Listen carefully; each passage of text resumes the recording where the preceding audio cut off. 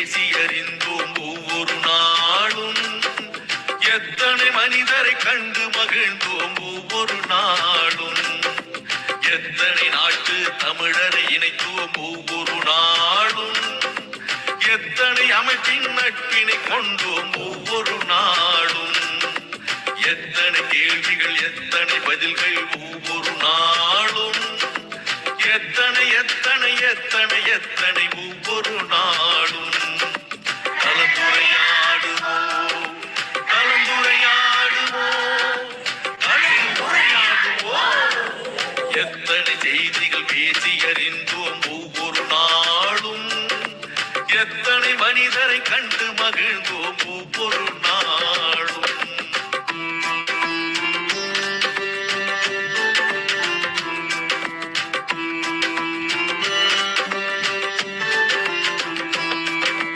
திருக்குறள் வாழ்த்து பாடினோம், தமிழ் பாடலும் பாடினோம்.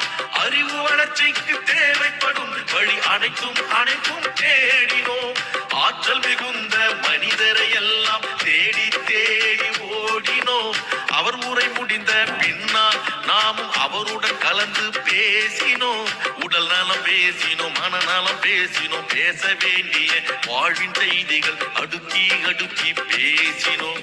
சான்றிதழ் தந்தோம், வலையொலி தந்தோம், அன்பும் நன்றியும் போற்றினோம்.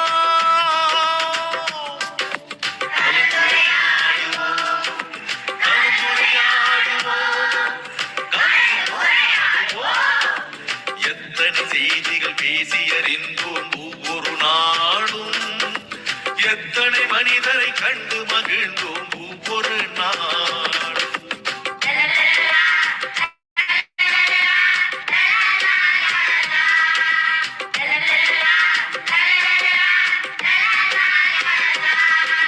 சங்க தமிழும் பேசினோம், இன்றைய தமிழும் பேசினோம். எந்த தமிழை பேசினாலும் நாம் பகுத்தறிவுடனே பேசினோம். சொல்லிய தொடங்கி சுவடிகள் வரையில் தோண்டி தோண்டி பேசினோம். பெண்ணிய தொடங்கி சூழ்நிலை வரையில் ஆய்ந்து தோய்ந்து பேசினோம். கவிதைகள் பாடினோம், கதைகளும் கூறினோம். பட்டிமன்றத்து நிகழ்வுகள் கூட பார்த்து பார்த்து பேசினோம். பிள்ளைகள் தொடங்கி பெரியவர் வரையில் இணைப்புரை தந்து பேசினோம்.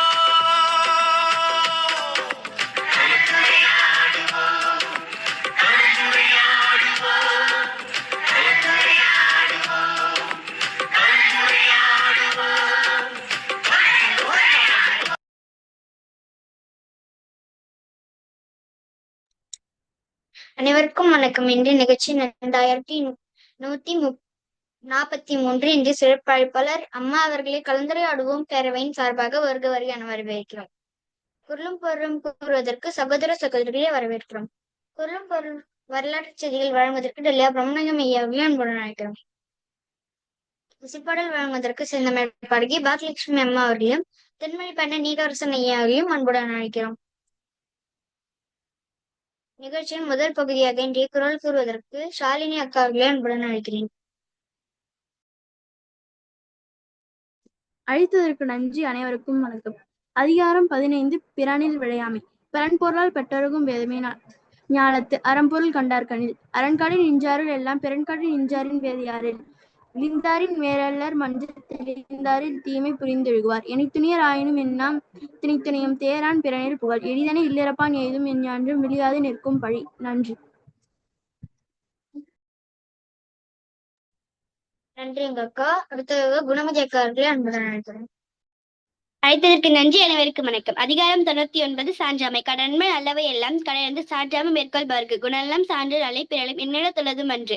அன்புடன் ஒப்புரவு கண்ணோட்டம் வாய்படான்சால் ஒன்றிய துண் கொல்லான் அழுத்தல் நோன்மை பிறன் சொல்ல நிலத்தில் சால்பு. ஆற்றவர் ஆற்றல் பணிது அசன் மாற்றும் ஆற்றவர் ஆற்றல் பணிது அசான்று மாற்றல் மாற்றும்படி சார்பில் கட்டளையாதின் தொலை தொல்ல கண்ணும் கொள்ள கண்ணும் கொலைச்சல் எஞ்சை திருமார்கான் உற்று சற்றால் என்கவர். நன்றி.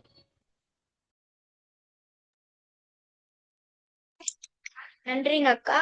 அடுத்ததாக ஜனனி அவர்களே அன்புடன் அழைக்கிறேன். 2 சொல். அதிகாரம் 2 வான்சிறம். வான்சிப்பு வாண்டோலகு அன்பு அல்ல தாழ்வு சொல். 2 ராமாட்டு துப்பார்க்கு. துப்பாக்கு துப்பாயா துப்பாக்கி துப்பாக்கு துப்பாயா தூமலை நீடு பேபி விருநெல்லு உழுகு சூழ்ந்து பசியேறியுள்ள உலகன் புரிந்து வாடி வணிகான் கருப்புறம் கட்டக்கு சாய்வாய் மற்றங்கள் பெருப்புறமும் எல்லாம் சுண்டி துருவிய மற்றங்கள் பசுக்குள் தடி காபடியோ நிறங்கடல் தண்ணீர் சிறுபுற புருஷனை செல்லாடுபோ வணக்குமை வணக்கும் இது ராணும் தங்க விழுந்து வானம் வணங்கா இடிந்து அமர் அமரா ஒருத்து நன்றி நன்றி நன்றி ஜனனி.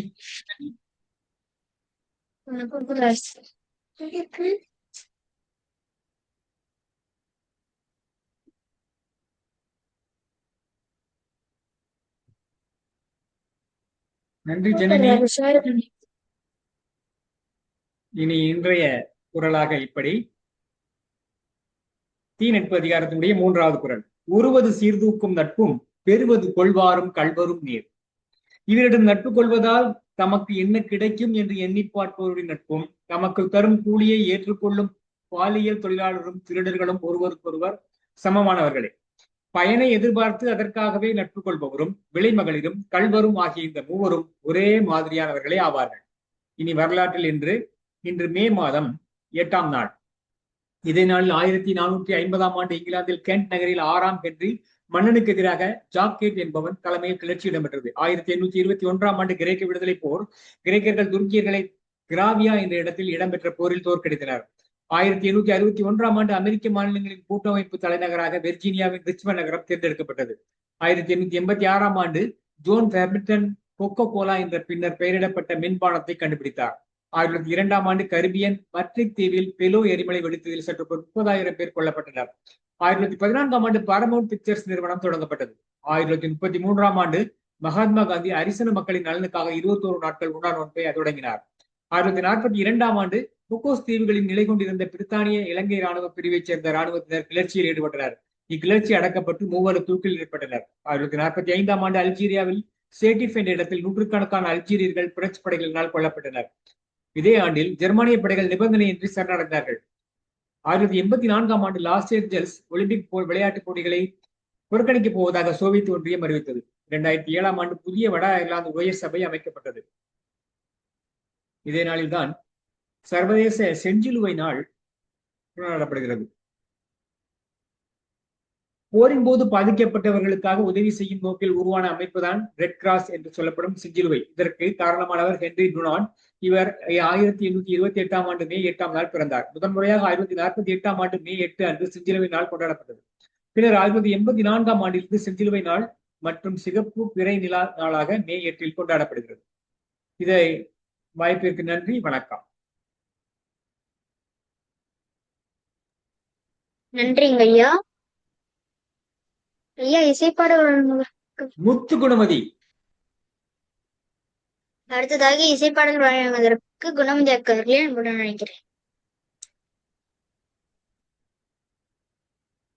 பாடல் தலைப்பு அழகார்ந்த செந்தமிழி. அன்னை மொழியை அழகார்ந்த செந்தமிழி முன்னிக்கும் முன்னை முகத்த நறுங்கனியே கன்னி குமரி கடல் கொண்ட நாட்டிரையில் மன்னி அரசிருந்த மண்ணுலக பேரரசே தென்னன் மகளே திருக்குறளின் மாண்புகழே இன்னரும் பாப்பத்தே என் தொகையே நற்கணக்கே மண்ணும் சிலம்பே மணிமே கலைவடிவே முன்னும் நினைவால் முடிதாழ வாழ்த்துவதே. நன்றி. நன்றிங்க அக்கா. இத்துடன் 1ஆம் பகுதி நிறைவடைகிறது. 2ஆம் பகுதியில் ஷாலினி அக்காவிடம் ஒப்படைக்கிறேன். நன்றி, வணக்கம். அழைத்ததற்கு நன்றி. அனைவருக்கும் வணக்கம்.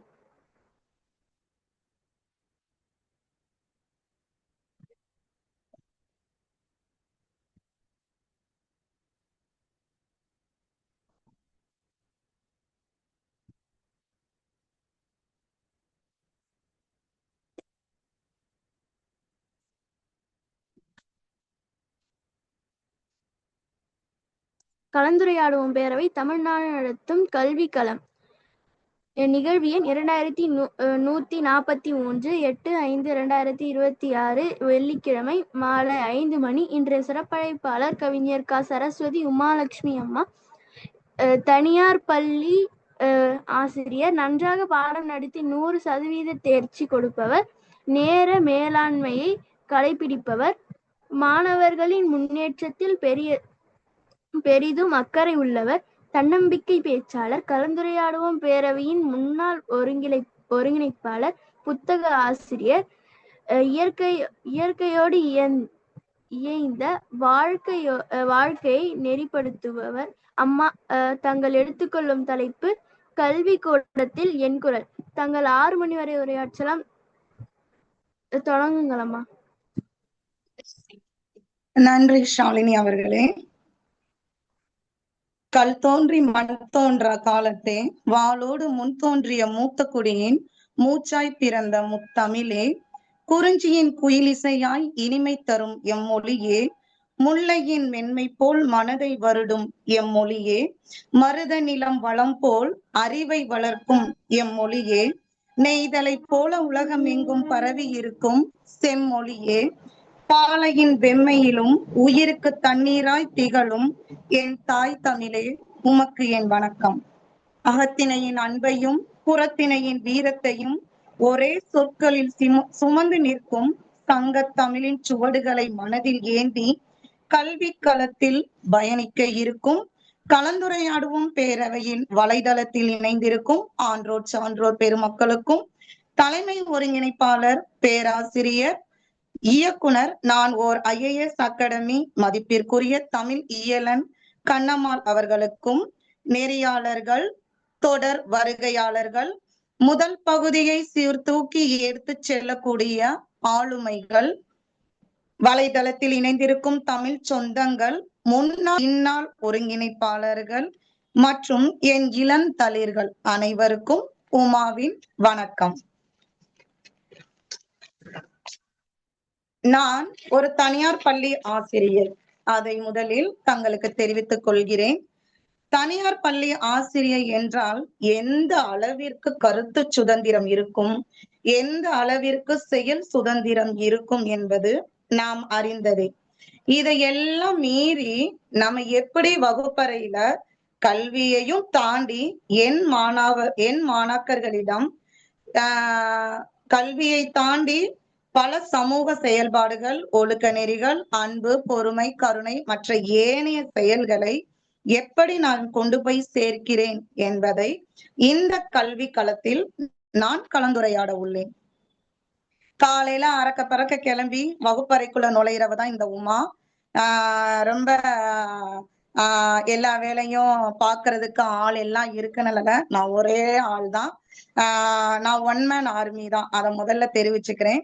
இப்படி நானு முதல்ல உள்ள நுழையும் போதே ஏகப்பட்ட அந்த வீட்டு சுமைகள், பணிகள், எந்தவித சிந்தனையும் எனக்கு இருக்காது.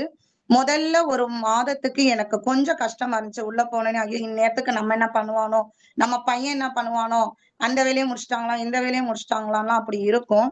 ஆனா அது அப்படியே எனக்கு குழந்தைகளோட ஒன்ற கல்வியில் அந்த ஆசிரியர் பணியில் ஈடுபட பள்ளி வாசலோட ஒரு உமாவை பார்க்கலாம், பள்ளி வாயிற்குள் ஒரு உமாவை பார்க்கலாம், வீட்டுல ஒரு உமாவை பார்க்கலாம். இப்படிதான் நான் என்னுடைய ஆளுமைகளை எடுத்து போய்கிட்டு இருக்கேன்.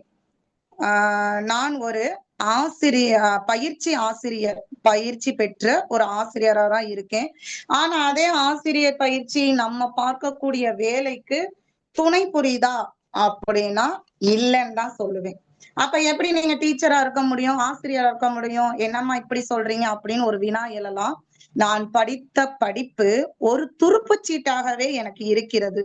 நான் 3 ஆண்டு காலமாக ஆசிரியர் பணிக்கு தான் போவேன்னு சொல்லிட்டு 15 காலங்களை நிறைய பணிகள் வந்துச்சு, அதை ஒதுக்கி தள்ளி விட்டுட்டு இந்த பணிக்கு நான் வந்திருக்கேன். அப்படி இருக்கும்போது என்னுடைய படிச்ச படிப்பு எனக்கு ஒரு துருப்புச்சீட்டா தான் இருந்துச்சே தவிர அது ஆசிரியர் பணிக்கு பூரா எடுத்து செல்ல முடியல. அப்புறம் எப்படி நீங்க வேலை பாக்குறீங்க, அப்புறம் எப்படி குழந்தைய நல்வழிப்படுத்துவீங்க அப்படின்னு நீங்க கேட்கலாம். அனுபவமே சிறந்த ஆசான் அப்படின்னு சொல்லுவாங்க. அதத்தான் நான் இன்றளவும், அது பழமொழி மட்டும் அல்ல, இன்றளவும் அதை முழுக்க எனது கைகளிலும் எனது எண்ணத்திலும் எனது சிந்தையிலும் வச்சு செயல்படுறேன். ஆசிரியர்னா யாருப்பா அப்படின்வோம். டக்குன்னு எடுத்தோன்னா ஆசிரியர் வந்து ஒரு கற்பிப்பவர், மாணவர்கள் வந்து அதுல வந்து கற்றல்ல ஈடுபடுறவங்க அப்படின்னு நம்ம கோட்பாடு பார்த்திருப்போம். அப்படிதான் படிச்சுட்டு வந்திருப்போம். ஆனா என்ன பொறுத்த அளவு இன்றளவும் குழந்தைகளிடம் இருந்துதான் நான் இன்றளவும் கற்றுக்கொண்டிருக்கிறேன். ஒவ்வொரு நாளுமே அந்த வாசல்ல மிதிக்கும் போதே எனக்கு தோணும், ஐயோ இன்னைக்கு என் குழந்தை என்ன இன்னைக்கு சொல்லித்தர போதோ அப்படின்னு. அப்ப நான் ஒரு எம்ஃபில் படிச்சு, எம்எட் படிச்சு, பிஎட் படிச்சிருந்தாலும் என்னுடைய அறிவை அவனோட மூளைக்குள்ள செலுத்தக்கூடாதே தவிர, அவனோட அறிவுக்கு அவனோட திறனுக்கு ஏற்ற மாதிரி என்னோட அறிவை அவனுக்கு அதை நான் செயல்படுத்தணும். ஒரு அண்டா நிறைய எனக்கு தண்ணி வேணும்ன்றதுக்காக நான் அதை நெப்பிக்கிட்டே இருந்தேன்னா என்ன ஆகும்? அந்த அண்டா நெம்பி தண்ணி கீழே போய்கிட்டே தான் இருக்கும். அந்த தண்ணி நான் ஆரம்பத்துல ஊத்துன தண்ணி வலியுதா, இல்ல இடையில ஊத்துன தண்ணி வலியுதா, இல்ல மேல முற்றிலுமா நிரம்பின தண்ணி வலியுதான்னு கூட என்னால கண்டுபிடிக்க முடியாது. அந்த மாதிரிதான் நான் என்னுடைய ஆசிரியர் பணியில பணி புரிஞ்சுக்கிட்டு இருக்கேன். தினந்தோறும் என் பள்ளியில என்னோட பள்ளி எப்படின்னா உள்ள நுழையும் போதே இயற்கை அழகு கொஞ்சம் ரம்யம் கொண்டதா இருக்கணும். 2 பக்கத்துமே தென்னை மரம் இருக்கும், வாழை மரம் இருக்கும், பூக்கள் எல்லாமே இருக்கும். ஆனா இனிமேல் ஒற்றுமைன்ற தலைப்புல நான் அந்த என்னோட பள்ளியை பத்தி இன்னும் நல்லா விரிவா சொல்றேன். அப்படி உள்ள நுழையும் போதேவும் எனக்காண்டி ஒரே ஆர்வமா இருப்பாங்க என் குழந்தைகள் வணக்கம் சொல்றதுக்கு. அதுக்கு முன்னாடி என்னன்னா, நான் வணக்கம் சொல்றது என்ட்ரன்ஸ்ல நுழையும் போது என்னுடைய அந்த பள்ளி வளாகத்துக்குன்னு ஒரு காவலர் இருப்பாங்க இல்லைங்களா, அவங்களுக்கு முதல்ல வணக்கம் சொல்லிடுவேன். அப்புறம் கூட்டுறவங்க இருப்பாங்க, அதாவது தூய்மை பணி அந்த மைதானத்தை சுத்தம் பண்றவங்க இருப்பாங்க, அவங்களுக்கு ஒரு வணக்கம் சொல்லுவேன். அப்ப நம்ம பள்ளி வாகனம் டிரைவர் இவங்களுக்கெல்லாம் சொல்லிட்டுதான் நான் வந்து என்னோட மேலாண்மையில வணக்கம் சொல்லிட்டு உள்ள போவேன். இப்படிதான் என்னுடைய காலை பொழுது தொடங்கும். என்னோட கரும்பலகையில நான் எப்பயுமே வந்தவர்கள் வராதவர்கள் மொத்த உறுப்பினர்கள் அப்படின்னு எழுத மாட்டேன். அது ஆங்கில வழி கல்வினால என்ன பண்ணிடுறது, கிங்டம் அப்படின்னு எழுதிடுவேன், என்னோட அரசாங்கம். மாணவர்களை ஃபுல்லா பிரின்ஸ் அப்படின்னு எழுதிடுவேன், மாணவியர்களை பூரா பிரின்சஸ். இதைத்தான் நான் 365 நாளும் நான் என் குழந்தைகளுக்கு சொல்லுவேன். நம்ம ஒரு ராஜாங்கம், அதுல நீதான் இளவரசர் நீதான் இளவரசி அப்படின்னும் போது அப்ப அந்த இளவரசர் இளவரசிக்கு எவ்வளவு ஒரு முக்கிய பங்கு இருக்குமோ அத பூராமே வெறும் பெயரளவுல இல்லாம உணர்வு அளவுலையும் உள்ள அளவுலையும் அவர்களோட செயல் அளவுலையும் நான் வந்து அதை தினந்தோறும் எடுத்துக்கொண்டுகிட்டே மாணவர்களுக்கு போவேன். என்னுடைய வகுப்பறையில என்னுடைய குரல் தாண்டி மனிதநேயம் கற்றுக் கொடுப்பவளாவே நான் இருப்பேன்.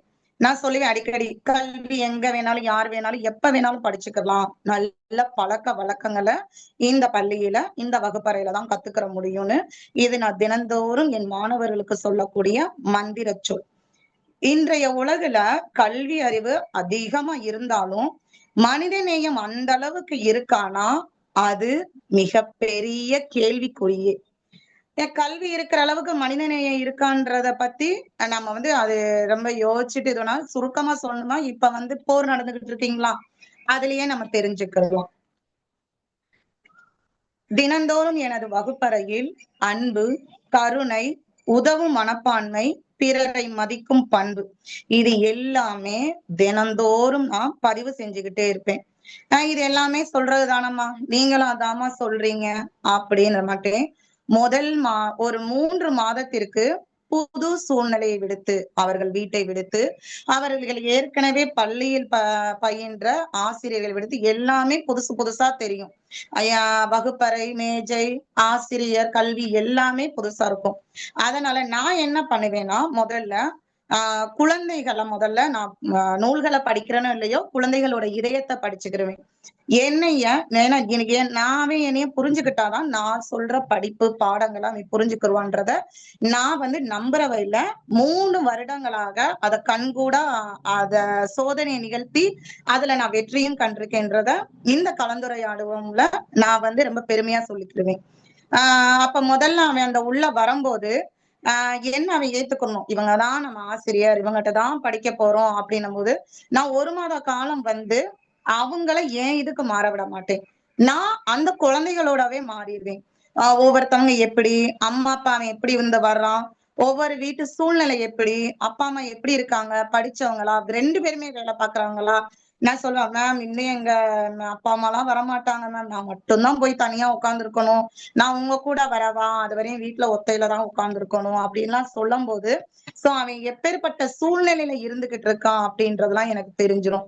அந்த ஒரு மாத காலத்துக்குள்ள நான் எப்படியாவது அந்த குழந்தைகளோட நான் ஒன்றிடுவேன், அதே மாதிரி அந்த குழந்தைகளையும் என்ன ஒன்ற வச்சிருவேன்.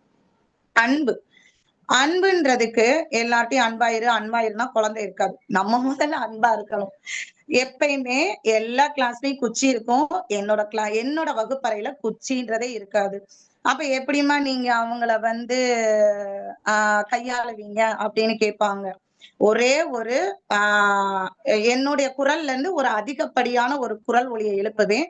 இல்லைன்னா ஒரு பிருவத்தை இப்படி வச்சுட்டு இப்படி முறைச்சு பார்த்தேன்னா அவன் அதிலேயே அழுதுருவான். அப்படியும் அந்த சைகையில தான் அவனை கொண்டுட்டு வருவேனே தவிர அடியில நான் இது வரைக்கும் அப்படி எதுவும் பண்ணினது இல்ல. அடிச்சு என் குழந்தைக்கு சொல்லி கொடுக்கணும் அப்படின்னு எல்லா குழந்தையுமே சொன்னா புரிஞ்சுக்கிற பக்குவத்துலதான் இருக்காங்க. என்ன அந்த புரியறதுக்கு ஒரு கால அளவு எடுக்கும், அவ்வளவுதான். வகுப்பறையை விட்டு காலையில பள்ளி வழிபாட்டுக்கு செல்லும் போதே இங்க வகுப்பறையிலேயே சொல்லி கொடுத்துருவேன் நானு. Assemble hall our discipline hall, nature is always வாட்சிங் அஸ். இங்க நான் கடவுள் அப்படின்றத, கடவுள் இருக்கிறாங்கன்றதுக்கு இருக்கட்டும், ஆனா நான் என் குழந்தைகிட்ட இன்ன வரையும் நான் கடவுள்ன்றதவே சொன்னதில்லை. இயற்கை நம்மளையும் தாண்டி இந்த உலகத்துல பிரபஞ்சத்துல நம்மள ஒருத்தவங்க ரொம்ப உன்னிப்பா பாத்துக்கிட்டே இருக்காங்க, கவனிச்சுக்கிட்டே இருக்காங்க. அதனால நீ எந்த ஒரு செயலும் செய்யறதுக்கு முன்னாடி யோசிக்கணும். ஏன்னா 1வது படிக்கிற குழந்தைக்கு இது தப்பு இது சரி அப்படின்னு தெரியாது. நானே இவ்வளவு பக்குவம் அடைஞ்சவளே, எனக்கும் வயது 40 ஆயிருச்சு. இது தப்பா சரியா, ஐயோ தப்பு பண்ணிட்டோமே அப்படின்னு இல்ல. நான் இன்னமும் என் குழந்தைகிட்ட சொல்வேன், ஒரு தடவை சொல்லும் போதே திருத்திக்கிறணும், அத மறுபடியும் செய்யக்கூடாது. மறுபடியும் சரி செஞ்சுட்டா, தெரியாம செஞ்சுட்டு அதை திரும்பி தொடரக்கூடாது. அந்த தொடர்னாதான் நான் வேற மாதிரி உங்க வீட்டுல சொல்லுவேன், இல்லைன்னா தலைமை ஆசிரியர்கிட்ட கூட்டிட்டு போவேன் அப்படின்னு இப்படிதான் சொல்லி கொடுப்பேன். அப்ப என்ன சொல்லுவேன்னா, நீ எந்த ஒரு செயல் தப்பா செஞ்சாலும் உனக்கு பிடிச்சவங்க யாரு அப்படின்னு கேட்கும் போது எல்லா குழந்தையுமே அப்பா அம்மான்னு தான் சொல்லும்.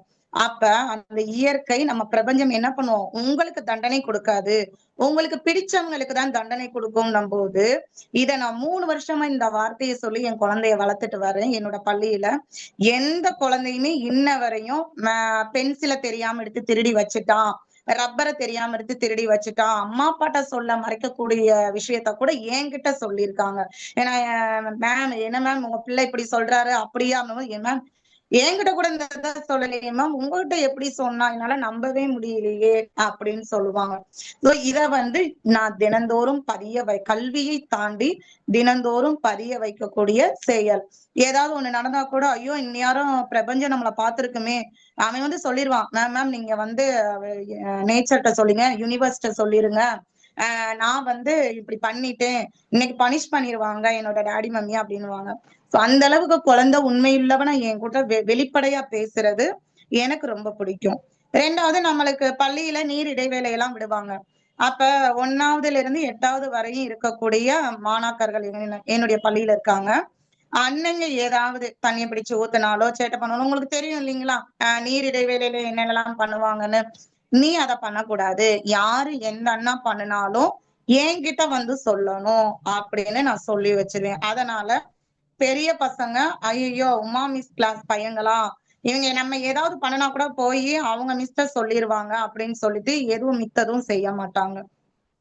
அதே மாதிரி என்னோட பள்ளியில 2 பேருமே இருக்காங்க, மாணவர்கள் மாணவிகள். அவங்கள இன்ன வரையும் பிரதர் சிஸ்டர் அப்படின்னு தான் சொல்லி கொடுத்திருக்கேன். நம்ம கூட பிறந்தாதான் அண்ணன் தம்பி இல்ல, நம்ம கூட பிறந்தாதான் அக்கா தங்கை இல்ல. ஒரு பொண்ணு கிரவுண்ட்ல மாணவி மைதானத்துல விழுந்துட்டானா அந்த பொண்ணு சொல்றதுக்கு முன்னாடி இவன் சொல்லுவான், மேம் இந்த மாதிரி இந்த பொண்ணு விழுந்துட்டா, மருந்து வைங்க வாங்க அப்படின்னுவாங்க. சோ அந்த உதவும் மனப்பான்மைய நான் அங்க பள்ளியில இருந்தே என் மாணவர்கள்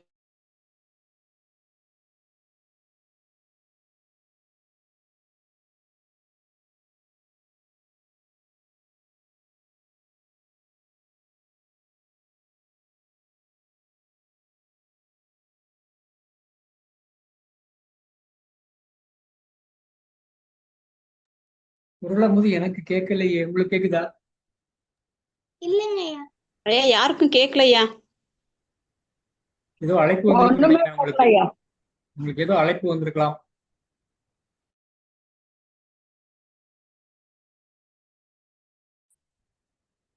பள்ளியிலிருந்து அந்த மாணவன் அழைத்திருக்கிறான் ஐயா. யார் கீழே விழுந்தான்னு தெரியலங்கய்யா, போய் உதவுறது. அதனாலதான் வந்துட்டாங்க.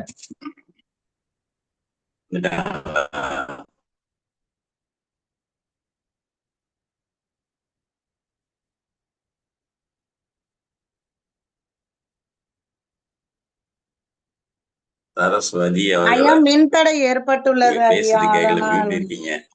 வலைதளம் கிடைக்கவில்லை ஐயா. ஒருவேளை அந்த பையன் கீழே வந்துட்டானு அவன் தான் அழைப்பு கூப்பிட்டான் போல இது. ஐயா தொடரலாமா? தொடரலாம், ஒன்னும் பிரச்சனை இல்லை, தொடரலாம். அந்த மாதிரி அப்படி நான் இருக்கிறவங்க இல்லாதவங்கன்னு பார்க்காம கொடுக்கணும்னு சொல்லி கொடுத்து வளர்க்கிறேன் ஐயா. அண்ணா வம்பிழுத்தா கூட அத பொறுமையா கேட்டுட்டு, நீ என்கிட்டதான் வந்து சொல்லணும், எதுவும் எதிர்த்து பேசக்கூடாது அப்படின்னு சொல்லி கொடுத்திருக்கேன். அதே மாதிரி மற்றவரின் கண்ணீரை புரிந்து கொள்ளும் இதயம் இல்லாத கல்வி முழுமையான கல்வியா இல்லை என்று நினைப்பவள் நான். காலையில நம்ம போன உடனேமே பள்ளி செயல்பாடுகள் எப்படி இருக்குன்னு தெரியும். மேலாண்மையிடமிருந்து நம்ம நாட்குறிப்பேடு இதெல்லாம் எழுதி வாங்கி நம்ம கவர்மெண்ட்டுக்கு எம்இஸ் எல்லாம் கொடுப்போம். அப்படி கொடுக்கிற நேரத்துல தினந்தோறும் திட்டு வாங்குபவள் நானே. ஏன்னா அது அத்தனை குறிப்பான நேரத்துக்குள்ள கொடுக்கணும். ஆனா நான் என்ன செய்வேன்னா, முதல்ல காலையில போன உடனேவும் உப்புகளுக்கு பிரயோஜனம் இருக்காது அந்த குழந்தை சொல்றது. ஒவ்வொரு காரணம் ஆர்வத்தோட சொல்றதுக்கு இருப்பாங்க. இன்னைக்கு இது நடந்துச்சு, அது நடந்துச்சு, நேத்து இப்படி நடந்துச்சு அப்படின்னு நிறைய சொல்லுவாங்க. நான் என்ன பண்ணுவேன், அமைதியா பொறுமையா, அப்படியாப்பா அப்படியா, வெரி குட் அப்படின்னு, மேம் நேத்து எங்க அம்மா அடிச்சிட்டாங்க, போனை போட்டு என்னன்னு கேளுங்க, நாங்க ஈடா கேட்போம். இது எல்லாம் எனக்கு கேட்டு அவங்கள ஆஸ்வாசப்படுத்தவே 10 நிமிஷம் ஆகும். அவங்கள உட்கார வச்சு அதுக்கப்புறம் தான் நாட்குறிப்பேடு எல்லாம் எடுத்து என்னுடைய பள்ளி பாட வேலையவே நான் தொடங்குவேன். இல்ல நான் ஒரு டிபிக்கல் டீச்சரா எப்பயும் இருக்கிறேன், உங்களுக்கு என்ன வேணும், பாடம் எடுக்கணும், நேரம் இல்ல அப்படிலாம் இந்த 3 வருட காலத்தில் நான் ஒருபோதும் சொன்னதில்லை. ஆனா இதற்கெல்லாம் நான் மேலாண்மையிடம் நிறைய திட்டு வாங்கியிருக்கேன். போனோடனே உங்க வேலையை செய்ய மாட்டீங்களா உமா மிஸ் அப்படின்லாம் சொல்லியிருக்கேன். ஆனா எனக்கு என் குழந்தை என்கிட்ட உற்சாகமா பேசும்போது, அந்த பேசுற குழந்தை ஒரு நாள் முழுவதும் மாலை வரையும் என்ன மாதிரி உற்சாகத்துல இருக்கிறாங்கன்றது எனக்கு தெரியும். அதுவும் நான் கண்கூடா பார்த்திருக்கேன். அதே மாதிரி எப்பயுமே பள்ளி தொடங்கும் போது நான் குறிப்பா வந்து 1வது வகுப்பு எடுக்கிற ஆசிரியரா 3 வருடங்களா அதைத்தான் பணிபுரிகிறேன். இன்னவரையும் எனக்கு வேற எதுவும் மாத்தியும் கொடுக்கல, நானும் கேட்கல. மேலாண்மையிடம் கேட்டா பேஸ்மெண்ட் ஸ்ட்ராங்கா இருக்கணும், நீங்க அந்த மாதிரி வலுவா இருக்கீங்க, அதனாலதான் உங்களை இதுலயே வச்சிருக்கேன் அப்படின்னு இருக்காங்க. எனக்கு இன்ன வரையும் ஒருபோதும் ஐயோ அரைச்சமாகவே அரைச்சுக்கிட்டு இருக்கோம் மேடா, இதே வகுப்புலயே இருக்கேன் மேடா, இந்த வருஷமும் எப்படி வர போறாங்களோ அப்படியெல்லாம் இன்ன வரையும் என் குழந்தைகள் என்னை அப்படி யோசிக்க விட்டதில்லை. ஏன்னா எனக்குதான் ஒவ்வொரு நாளுமே புது நாள், ஒவ்வொரு நிகழ்வும் புது நிகழ்வுன்றதுனால எனக்கு ஒரே ஆர்வமா தான் இருக்கும். இன்னைக்கு என்ன நடக்க போகுது, இன்னைக்கு என் குழந்தைகிட்ட என்ன கத்துக்கிடுவேன், இன்னைக்கு படிப்பை தாண்டி ஏன் குழந்தைகளுக்கு என்ன ஒரு புது விஷயம் நான் சொல்லி கொடுத்திருக்கேன் அப்படின்னு தான் நான் நினைப்பேனே தவிர, இன்னவரையும் என்னுடைய மன ஓட்டத்தில் இவ்வாறு விஷயங்கள் எல்லாம் நினைத்ததும் இல்லை, ஓடியதும் இல்லை. அதுக்கப்புறம் இது எல்லாமே அட்டண்டன்ஸ் எடுத்து நாட்குறிப்பேடு எடுத்து முடிச்சவனுமே காலையில வணக்கம் சொல்றது என்னோட வணக்கம் வித்தியாசமா இருக்கும். ஒவ்வொருத்தர் கையும் கொடுத்து என்ன பண்ணுவாங்க, ஹாப்பி மார்னிங் அப்படின்னு சொல்லுவாங்க.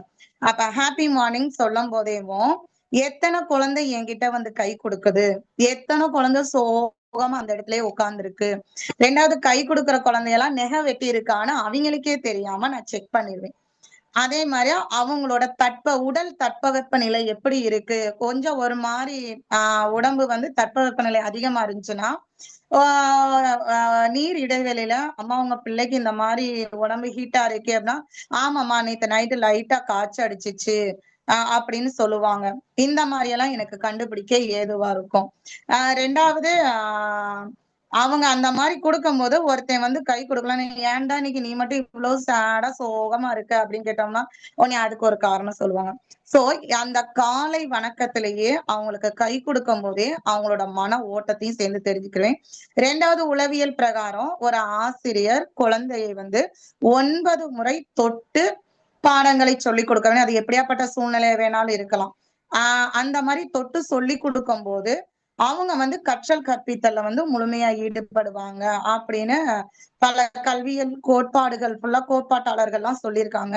அது சொல்றது உண்மையோ என்னன்னு தெரியல. ஆனா நான் கை கொடுக்கறது மூலியமா அவங்க நிறைவேற்றிருக்காங்களா, அவங்க என்ன மாதிரி மகிழ்வான மன ஓட்டத்துல இருக்காங்க, இது எல்லாமே நான் தெரிஞ்சுக்கிருவேன். இது என்னோட 3 ஆண்டு கால அனுபவ அறிவு. ரெண்டாவது, ஒற்றுமை மற்றும் சமத்துவம். இந்த ஒற்றுமை மற்றும் சமத்துவத்துக்கு எனது பள்ளியே வெறும் மிகப்பெரிய உதாரணம். எப்படின்னா எனது பள்ளி அமைஞ்சிருக்க இடம் இஸ்லாமியர்கள் அதிகமா இருக்கக்கூடிய மாணவர்கள் பெற்றோர்கள் கொண்ட பகுதி. எனது பள்ளி இயங்குறது ஒரு கிறிஸ்துவ அடிப்படையில், ஒரு மிஷன் அடிப்படையில இயங்குது.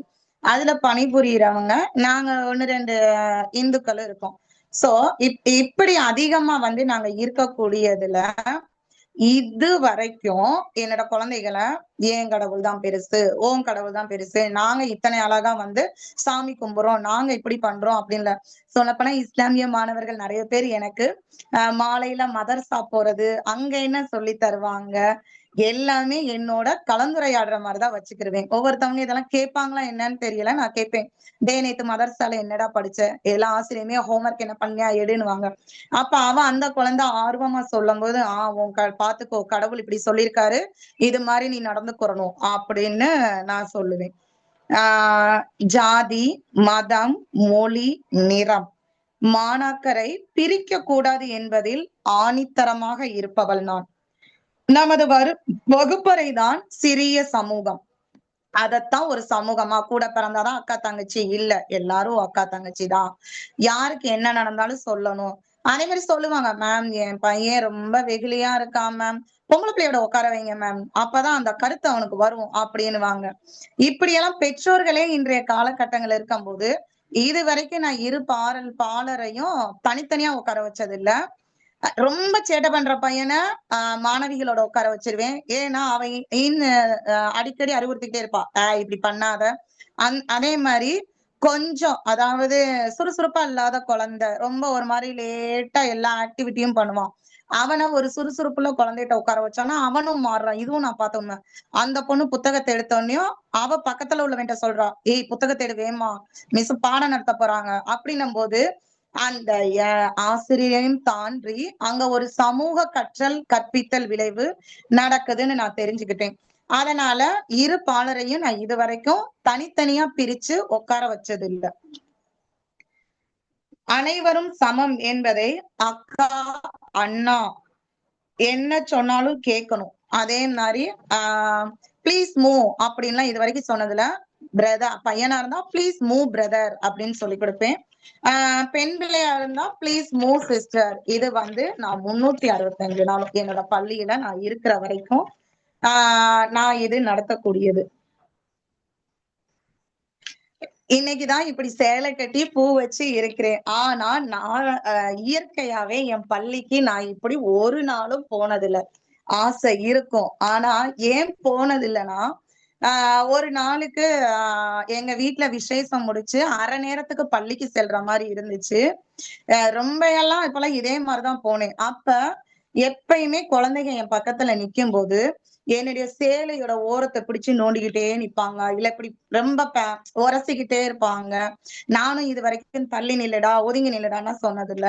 அப்படின்னா அப்படி பண்ற குழந்தை எல்லாமே கேட்டோம்னா அம்மா அப்பா பக்கத்துல இருக்க மாட்டாங்க, ஆச்சி தாத்தா வீட்டுல வளரக்கூடியவங்களா இருப்பாங்க. நான் கேட்பேன், ஏன் உங்க பிள்ளை இப்படி வந்து ரொம்ப இது பண்ணிக்கிட்டே இருக்காங்கன்னா, மேம் அவங்க அப்பா அம்மா இங்க இல்ல மேம், நான் தான் மேம் வளர்க்குறேன் அப்படின்வாங்க. அதெல்லாம் தெரிஞ்சுக்கிட்டு அதுக்கேத்தாப்புல இது பண்றது. அப்ப ஒரு நாள் என் குழந்தை சொன்னாங்க, இல்ல இன்னைக்கு நீங்க வேற மாதிரி தெரியுறீங்க, நீங்க வேற மிஸ் மாதிரி தெரியுறீங்கன்னு என் கிட்டயே வரல அவங்க. அது எனக்கு அன்னைக்கு பூராமே ரொம்ப தர்ம சங்கடமா இருந்துச்சு. அதனால எப்ப எவ்வளவு பெரிய விசேஷமா இருந்தாலும் இன்ன வரைக்கும் என்னோட பள்ளிக்கு சாதாரண சேலை மட்டுமே கட்டிட்டு போவேனே தவிர கொண்ட மட்டும்தான். இந்த மாதிரி பூ வச்சுட்டோ இல்ல ஒரு அதிகப்படியான சிகை அலங்காரம் உடை அலங்காரம் எல்லாம் பண்ணிட்டு இதுவரையும் போனதில்ல. அப்பதான் நினைச்சேன் குழந்தைகளுக்கு வந்து அம்மா மாதிரியே எல்லாம் சொல்லுவாங்க. அப்ப ஆசிரியர் வந்து ஒரு 2வது அம்மா அப்படின்னு. அப்பதான் எனக்கு தெரிஞ்சு குழந்தைகள் வந்து நம்மளையே அம்மாவா நினைக்கிறாங்க. சோ வீட்டுல அவங்க அம்மாவை அப்படியே பார்த்து அதே கண்ணோட்டத்திலேயே நம்மளையும் அப்படிதான் பாக்குறாங்க அப்படின்றது தெரிஞ்சுக்கிடுச்சு. அடுத்து வந்து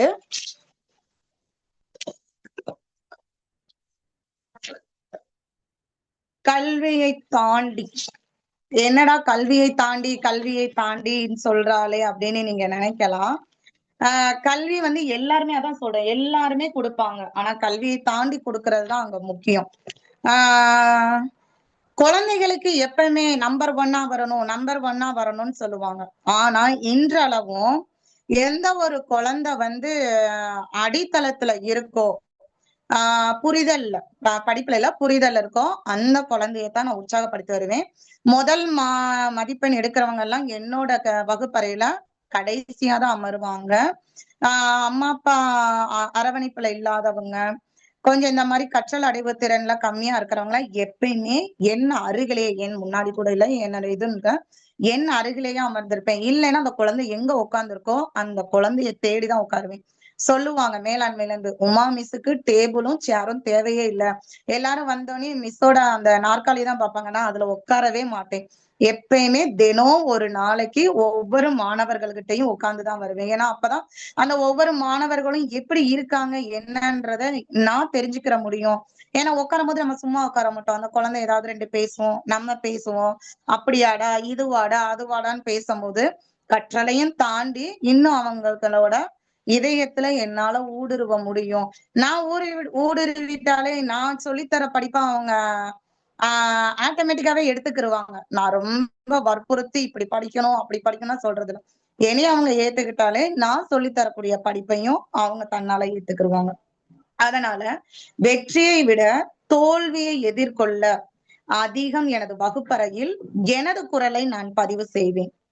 ஒண்ணு இல்ல, உதாரணத்துக்கு ஒரு பென்சில், நான் முதல் நாள் உள்ள போறேன் ஸ்கூலுக்கு, அன்னைக்கு பரீட்சை, அந்த குழந்தை பென்சில் மறந்துருச்சு போல, வீட்லயும் வச்சு விடல. டம்முன்னு ஒரு மிஸ் போட்டு டம்னு அடிச்சுக்கிட்டு தாங்க ஒரே அழுக. அது என்னோட மாணவர் வேறையா, போயிட்டேன் நான். ஏன் மேம் எதுக்கு மேம் இப்படி போட்டு அடிச்சுக்கிட்டு இருக்கீங்க? மேம் எவ்வளவு தைரியம் பாருங்க, இன்னைக்கு பரீட்சை அந்த பையன் பென்சில் கொண்டுட்டு வரல அப்படின்னாங்க. மேம் பென்சில் தானே, எழுதுகோள் தானே கொண்டுட்டு வரல. இன்னைக்கு இருக்கிற காலகட்டத்துல அறக்க பறக்க வேலை செஞ்சு பெற்றோர்களும் அனுப்புறாங்க. நாம எல்லா நேரத்திலையும் மிக சரியாக மிக துல்லியமாக கரெக்டா இருக்கோமானன்றா இல்லன்னு தான் நான் சொல்லுவேன். அப்படி இருக்கும்போது ஒரு பென்சில் தானே, எங்களோட வகுப்பறையில அதிகப்படியான பென்சில் நான் எப்பயுமே வச்சிருப்பேன். அதுல இருந்து அப்போ ஒண்ணு பென்சில் அழக்கூடாது, யார்ட்டையாவது 2 பென்சில் இருந்தா எனக்கு ஒண்ணு கொடுங்க அப்படின்னு உரிமையா கேளு. உன்னோட நண்பர்கள் தான், நான் எல்லாரையுமே சொல்லுவேன். அதே மாதிரி இந்த டீம் பிரிவுங்க, நானு நீன்னு, அதே மாதிரி நடத்துற வகுப்புல டீமே இருக்காது, வேற யாராவது டீம்களும் என்கிட்ட சொல்லிருவாங்க. 1வதுதான் எடுக்கிறேன் மக்களே. ஆனா அதுல என் வீட்டுக்காரர் சொல்லுவாரு தினம் போகும்போது, நீ ஒரு ஆளும் கொண்டு போய் வந்து போல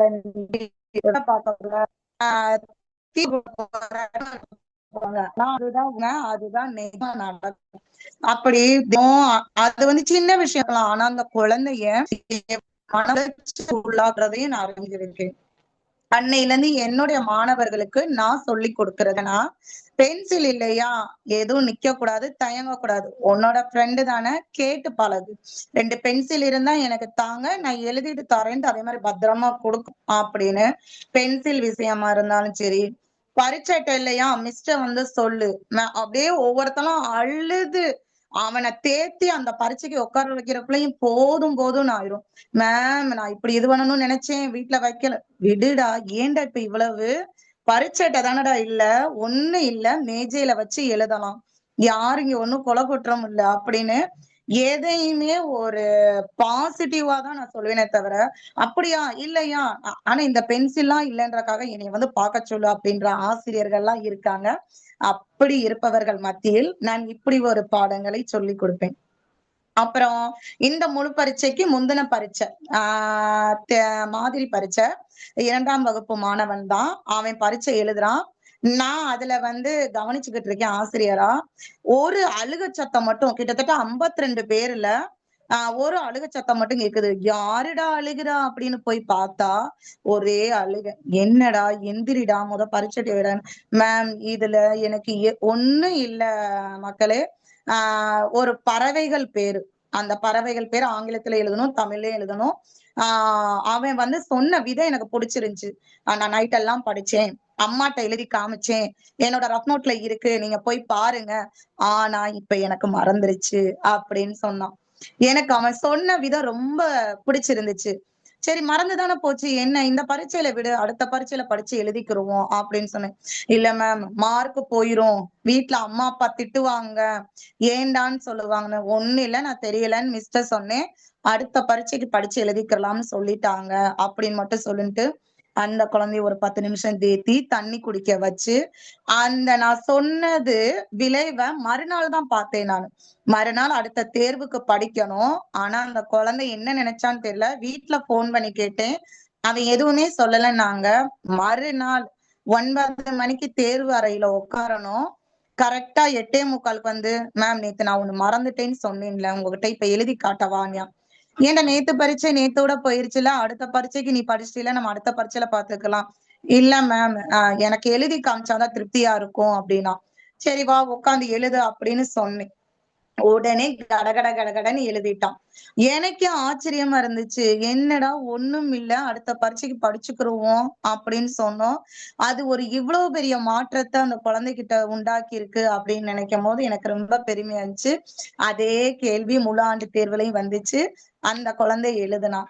அப்ப எதுவுமே ஒண்ணு தெரியல வைக்கலன்னும் போது நம்ம வந்து ஆசிரியரும் சரி, பெற்றோரும் சரி, இன்னும் அவனை போட்டு அமுக்குற சூழ்நிலைக்கு போகக்கூடாதே தவிர, ஒண்ணு இல்ல அவ்வளவுதானே, படிச்சா சரியாயிரும் அப்படின்னு சொல்லிட்டோம்னா அந்த குழந்தை அடுத்தடுத்த தளங்களுக்கு பயணிக்க ரொம்ப ஏதுவா இருக்கும். இந்த சமூகத்திலையும் சரி, மித்த விஷயத்திலையும் சரி என்பதை நான் அன்னைக்கு தெரிஞ்சுக்கிட்டேன். இன்னொரு ஒரு முக்கியமான விஷயம், சாரி கேட்க விட மாட்டேன் என் குழந்தைய. அப்புறம் எப்படி, மித்தவங்களை நீங்க மதிக்காதவங்களா ஆயிருவீங்களே, நீங்க சாரி கேட்கலாம் மதிக்காதவங்களா ஆயிருவீங்களே. ஏன்னா இப்ப நம்ம ஒரு சமூகம் எந்த ஒரு விஷயத்த தெரிஞ்சு செஞ்சாலும் தெரியாம செஞ்சாலும் சாரின்னு கேட்டுட்டா அதை வந்து அப்படியே கடந்து போயிடலாம் அப்படின்னு நினைக்கிறாங்க. நான் என்னுடைய மாணவர்களுக்கும் சரி, என்னை சார்ந்த குழந்தைகளுக்கும் என்ன சொல்லுவேன்னா, தெரியாம செஞ்சுட்டேன், இனிமேலு இந்த தவறு திரும்ப நடக்காத மாதிரி பாத்துக்கிறேன் அப்படின்னு தான் என் குழந்தைக்கு இன்றளவும் சொல்லி கொடுத்திருக்கேன். ஏன்னா அதான் நான் முதல் சொன்னது மாதிரி, இவ்வளவு வயசு ஆயுமே நம்மளுக்கு எது சரி தப்புன்னு தெரியல. நம்ம பார்வையில அது சரியா இருக்கலாம், அடுத்தவங்க பார்வையில அது தவறா இருக்கலாம். ஒண்ணுமில்ல, என்னுடைய பக்கத்து வச்சு பார்த்தா 6 தெரியும், எதிர்பக்கத்துல நிக்கிறவங்கள வச்சு பார்த்தா 9 தெரியும். நம்மள ஒரு சிறைச்சாலை கம்பி இருந்துச்சுன்னா அங்கிட்டு உள்ளவங்களுக்கு நான் தான் குற்றவாளி மாதிரி தெரியுவேன், இங்கிட்டு இருந்து பார்க்கும்போது அங்கிட்டு உள்ளவங்களுக்கு குற்றவாளியா இருக்கும். சோ இப்படி காலகட்டங்கள்ல இருக்கும்போது அந்த குழந்தைய இன்ன வரைக்கும் சாரி மன்னிச்சுக்கோங்க அப்படின்னு சொல்லி பழக்கினது இல்ல. செஞ்சுட்டேன், இந்த மாதிரி இந்த இத மறுபடியும் தொடராத மாதிரி, அத தவறுன்னு கூட நான் வந்து அவங்களுக்கு வந்து குறிப்பிட மாட்டேன். ஏன்னா அது தவறா சரியான்றத தெரியாத சூழ்நிலையில தான் அந்த குழந்தை செஞ்சிருக்கு. அதனால இனிமேல் இது நிகழாத மாதிரி, இந்த மாதிரி இதை செய்யாத மாதிரி நான் பாத்துக்கிறேன்னு தான் என் குழந்தைகளுக்கு இன்ன வரையும் சொல்லி கொடுத்திருக்கேன். தொழில்நுட்பத்தை கையாளுதல். கொரோனா காலத்துல நம்மளால படிப்பை சரியா சொல்லி கொடுக்க முடியலன்னா ஆசிரியருக்குள்ள வீட்டு பாடங்களை வாட்ஸ்அப்ல கொடுக்க ஆரம்பிச்சோம், புலனம் வழியா கொடுக்க ஆரம்பிச்சோம். இப்ப மறுபடியும் என்னன்னா, நம்மளுடைய அலைபேசிய நான் வந்து ஒரு முட்புதர் காடு அப்படின்னு தான் சொல்லுவேன். நந்தவன காடுன்னுலாம் சொல்ல மாட்டேன், முட்புதர் காடு. ஏன்னா அந்த முட்புதர் காட்டுக்குள்ள பல அழகிய நறுமணம் கொண்ட பயனுள்ள மலர்களும் இருக்கும், பல முட்கள் கொண்ட விஷம் கொண்ட செடிகளும் இருக்கும். அது வந்து அந்த குழந்தைக்கு இது வந்து நந்தவன காடா, இது வந்து விஷச்செடி காடான்றது தெரியாது. அதனால இன்றளவுமே அம்மா அப்பா வந்து ஏதாவது ஒரு வீட்டு பாடம் அனுப்பணும்னா அவங்ககிட்ட கொடுக்கும்போது அவங்க அதை யூஸ் பண்றாங்களோ இல்லையோ, இன்னைக்கு சமூக வலைதளத்துல நிறைய விளம்பரங்கள் அதை சார்ந்து அது ஒண்ணு தொட்டு தொட்டு உள்ள லிங்க்ல போனோம்னா அது நம்மள கடைசியா எங்க கூட்டிட்டு போய் வைக்குது அப்படின்றது தெரியும். அதனால பெற்றோர்களோட இசைவோட அதை கையாளணும். அதுவும் அந்த மழலையர் செல்வங்களுக்கு அது தெரியாது. ஒரு சில பேர் இந்தடா நீயே ஹோம்ஒர்க்க பண்ணு, அம்மாவுக்கு ஒரு வீட்டு வேலை இருக்கு, இல்ல அப்பாவுக்கு இந்த வேலை இருக்குன்னுவாங்க. அதனால அது தெரிஞ்சுக்கிறணும், தெரிஞ்சுக்கிறக்கூடிய வயசுல தெரிஞ்சுக்கணும். எல்லாத்துக்குமே ஒரு கால அளவு இருக்கு. நமது சிசுவா வயிற்றுக்குள்ள இருக்கும் போது கூட நம்மளுக்கு ஒரு ஆர்வமா இருக்கும், இப்படி வரணும் அப்படி வரணும்னு. ஆனா அதுக்கும் ஒரு 9 கால இடைவேளை 10 மாத இடைவேளை காலம் கொடுத்தாதான் அது ஒரு குழந்தையாக இந்த பூ உலகத்துல மலரும். அதனால ஒவ்வொரு இதுக்கும் ஒரு கால அளவு இருக்கு. அத அந்த குழந்தை கால அளவு எடுத்துட்டு இது நல்லதா கெட்டதான்னு தெரிஞ்சுக்கிற வயசு வரும்போது அந்த குழந்தை தெரிஞ்சுக்கும். சுற்றுச்சூழல் பற்றிய விழிப்புணர்வு இன்னமும் எங்களோட மேலாண்மையில தண்ணிய தொடுறதுக்கெல்லாம் உரிமை இல்லை. நேர போகணும், ஸ்பூனை கழுவணும், திரும்பி வந்து அந்த உணவு பைக்குள்ள போட்டுறணும். ஆனா நான் என்ன சொல்லுவேன்னா, பல பூச்செடிகள்லாம் இருக்கும்.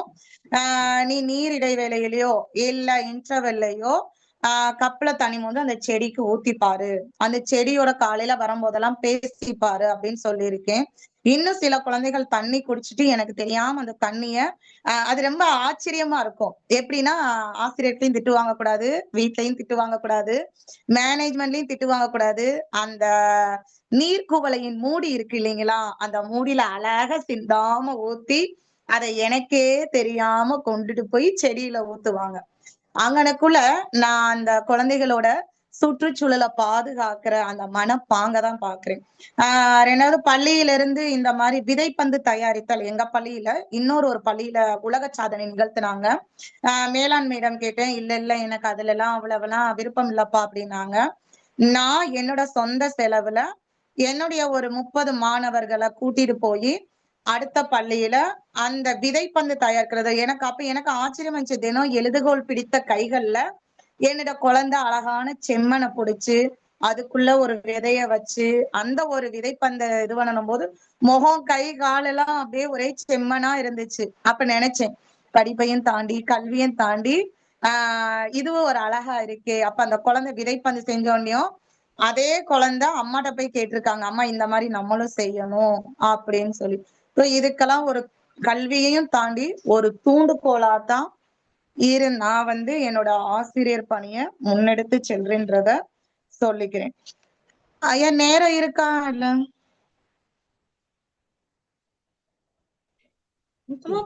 இன்னொரு 9 நிமிடம் இருக்கு. பேசுறேங்க. இதையும் தாண்டி நேர்மை, ஒழுக்கம், பொறுமை, நன்றி உணர்வு, யாருக்கா இருந்தாலுமே நன்றி சொல்லி பழகணும் அப்படின்னு சொல்லி கொடுத்திருக்கேன். நேர்மை என்ன நேர்மையா இருக்கணும்? ஒண்ணும் இல்ல, நீ அன்னன்னைக்கு நடக்கிறத மித்த எல்லாரும் நானும் என் காதுபட கேட்டிருக்கேன். இன்னைக்கு பள்ளியில நடக்கிறத எதுவும் போய் வீட்டுல சொல்லக்கூடாது. ஏன்னா என் மகனை சேர்த்து விடும் போது என்னோட ஆசிரியர் அப்படி சொல்லியிருக்காங்க.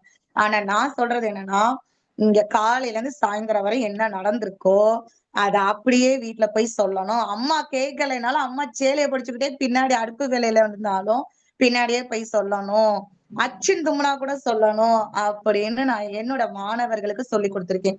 அதே மாதிரி பள்ளியில வரிசையில நில்லு, அங்க போகணும் இங்க போகணும் வெளியில போகணும் போது அது தனியா தெரியும். அந்த பிரிவு மாணவர்கள் எல்லாமே உமாவின் செல்வங்கள்னால அவங்க கொஞ்சம் உமா மாதிரியே அதிகப்படியா இருப்பாங்க. யாரும் ஒருத்தர் எந்திரிச்சு நில்லுன்னு சொன்னே எந்திரிச்சு நிக்க கூடாது. ஏன், எதுக்கு, எங்க போறோம், இந்த கேள்வி எல்லாம் கேட்கணும். நம் ஆடு மாடுக தான் சொன்னோன்னே திறந்தோடனே அந்த ஒரு ஆட்டு மந்தை மாதிரியே போகும். ஏனே சொல்லுவாங்க என்னுடைய மேலாண்மையில, உமாமே உங்க பிள்ளைகளுக்கு நாங்க பதில் சொல்லியே மாள முடியல அப்படின்வாங்க. என்னுடைய அந்த கருமலையின் வசனமே யார் சொல்வதையும் கேட்க கூடாது, அப்படியே கேட்க கூடாது, ஏன் எதற்கு என்ன என்று கேள்வி கேட்டு பழக வேண்டும் அப்படின்னு தான் எழுதி போட்டிருக்கு.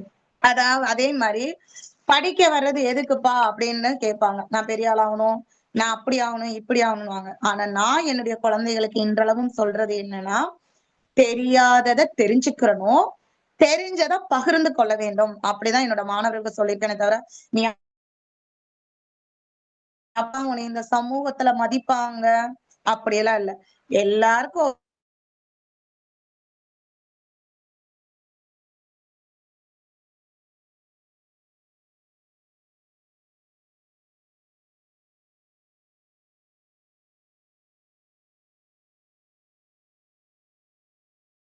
குழந்தை உள்ள வருதுன்னா அது மேலாண்மைக்கு எப்படி தெரியும் தெரியாது, பெற்றோர்களுக்கு எப்படி தெரியும் தெரியாது. என்ன பொறுத்த அளவு அந்த குழந்தை என்னுடைய கல்விக்கூடத்துக்கு வருதுன்னா அது பெற்றோர்களின் எதிர்காலமாவே தான் நான் பார்ப்பேன்.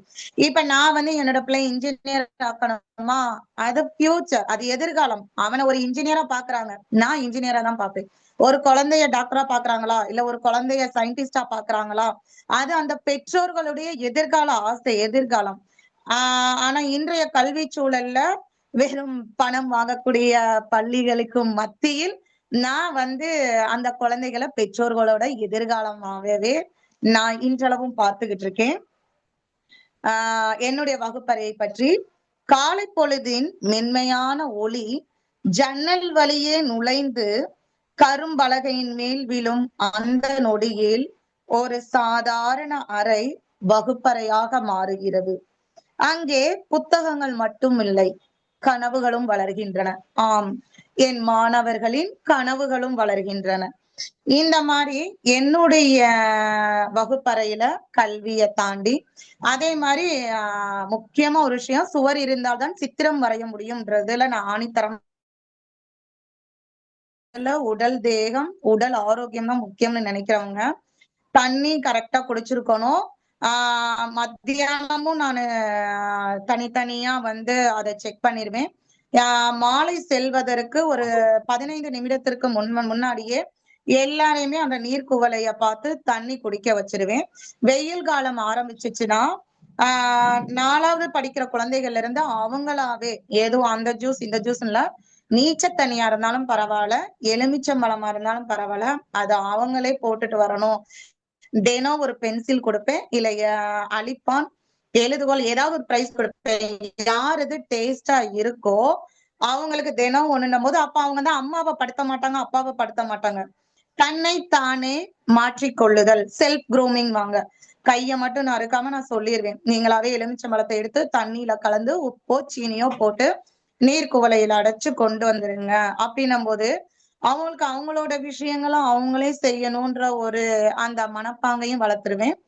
குழந்தைகள் வெயில் காலத்துல நான் இன்றளவும் அப்படிதான், என்னோட தந்தை அப்படிதான் கொண்டு போனாங்க. வெயில் காலம் ஆரம்பிச்சிச்சுன்னா தண்ணி ஒரு நீர்க்குவலை, நீச்ச தண்ணி ஒரு நீர்க்குவலை, மோர்ல கொஞ்சமா சீரகத்தை போட்டு விடுவேன். இப்ப நான் கொண்டுட்டு வந்தாதான் என்னோட குழந்தைங்க கேட்பாங்க, மேம் இது என்ன குடிக்கிறீங்க வெள்ளையா இருக்குன்னு. அப்ப நீச்ச தண்ணி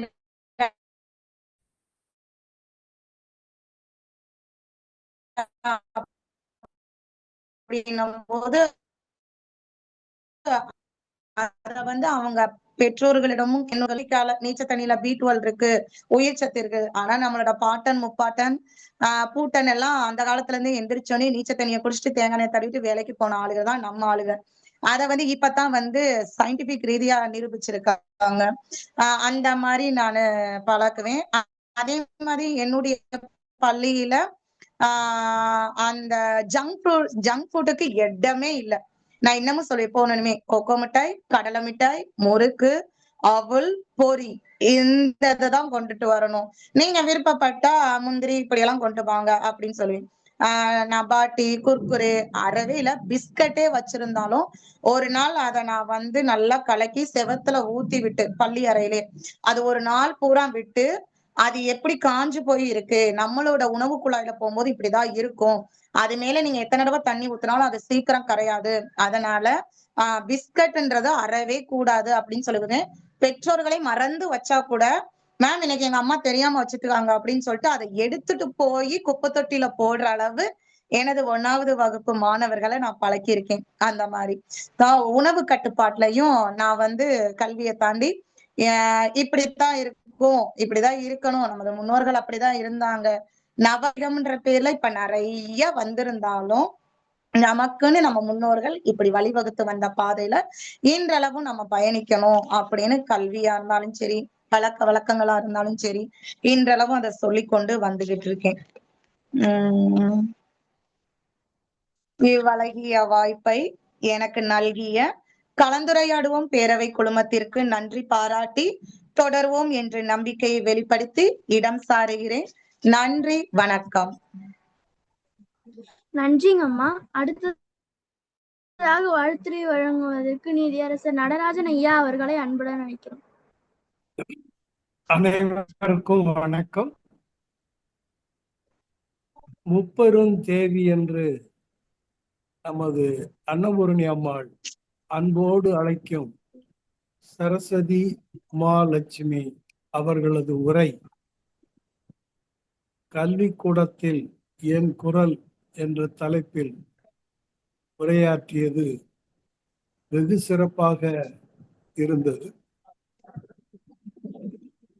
நமது கலந்துரையாடுவோம் பேரவையில் எத்தனையோ ஒருங்கிணைப்பாளர்கள் வந்து இருக்கிறார்கள். அந்த 50 நாட்கள் ஒருங்கிணைப்பாளர் பொறுப்பை ஏற்றவர்கள் 50 நாட்களும் சரியாக வருவதில்லை. சிலர் ஏனோ தானோ என்று அவர்கள் அந்த நிகழ்ச்சியை கொண்டு செல்வார்கள். ஆனால் மிகச் சிறப்பாக பணியாற்றிய ஒருங்கிணைப்பாளர்கள் ஒரு சிலர் மட்டுமே தான். அந்த ஒரு சிலரிலும் நமது சரஸ்வதி உமாலட்சுமி அவர்கள் மிகச் சிறந்தவர் என்பதை நான் சொல்லிக்கொள்ள விளைகிறேன். அதிலும் அவள் சொற்கள், அதை உச்சரிக்கும் பாங்கு, இவை மிக மிக மிக சிறப்பாக இருந்தது.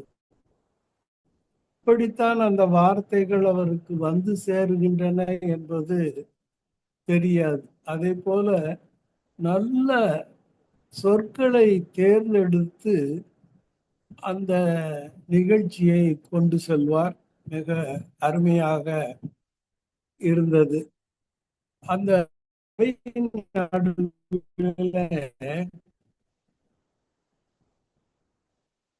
மனித நேயம், மனித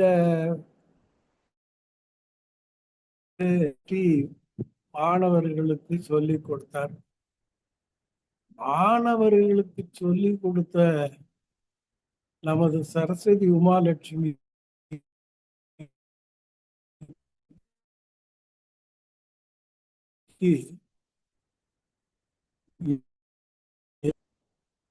நமது கலந்துரையாடுவோம் பேரவையின் 2000வது நிகழ்ச்சியில் அவர் என்னிடம் கையெழுத்து வாங்கினார் பாருங்கள். எனக்கு அந்த நிகழ்ச்சியவே பார்த்து ரசிக்க முடியவில்லை, கேட்டு ரசிக்க முடியவில்லை. கையெழுத்து கையெழுத்து கையெழுத்து போட்டுக்கொண்டே இருக்கிறேன். அவர் பக்கத்தில் நின்று கொண்டு கத்தை கத்தையாக அந்த சான்றிதழ்களை கொண்டு வந்து அடுக்கிக் கொண்டே இருந்தார். அதனால கொஞ்சமாவது மனித நேயத்தோட அவரு நடக்கல. ஏதோ மாணவர்களுக்குத்தான் போதிக்கிறாரே ஒழிய மற்றவர்களுக்கு அவர் மனித நேயத்தை காட்டவில்லை என்பதை இப்போது சொல்லிக்கொள்ள விரும்புகிறேன். இவர் முகத்தை பார்த்தவுடனே எனக்கு அந்த கையெழுத்து தான் ஞாபகத்துக்கு வந்தது. ஆஹா, நம்மளை கையெழுத்து வாங்கியே கையை ஒடிச்சவங்களாச்சே அப்படின்னு நினைச்சுக்கிட்டு இருந்தேன். அடுத்து ஆசிரியர் வந்து 2வது தாய் என்று அவர்கள்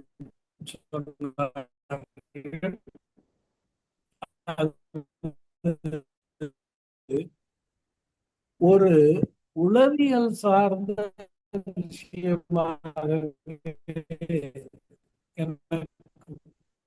அந்த செயல்பாடு அந்த மாணவர்களை பின்னால் ஒரு உயர்ந்த இடத்துக்கு கொண்டு செல்ல வழி ஏற்படும் என்பதிலே எந்தவித ஐயமும் இல்லை. அதிலும் மாணவர்கள் ஒரு பகுத்தறிவு சிந்தனையோடு இருக்க வேண்டும் என்பதற்காக யார் எதை சொன்னாலும் அப்படியே நம்பிவிடாதே, ஏன், எதற்கு, எப்படி என்ற கேள்விகளை நீ கேட்க வேண்டும் என்ற மாணவர்களுக்கு சொல்லிய அறிவுரை ஒரு பகுத்தறிவு விதையை அந்த பள்ளி மாணவர்களுக்கு விதைத்திருக்கிறார் என்பதை அறியும் போது பெரியார் தொண்டனாகிய எனக்கு பெருமையாகவும் மகிழ்ச்சியாகவும் இருந்தது. அதற்காகவே இவர் பாராட்டுக்குரியவர்.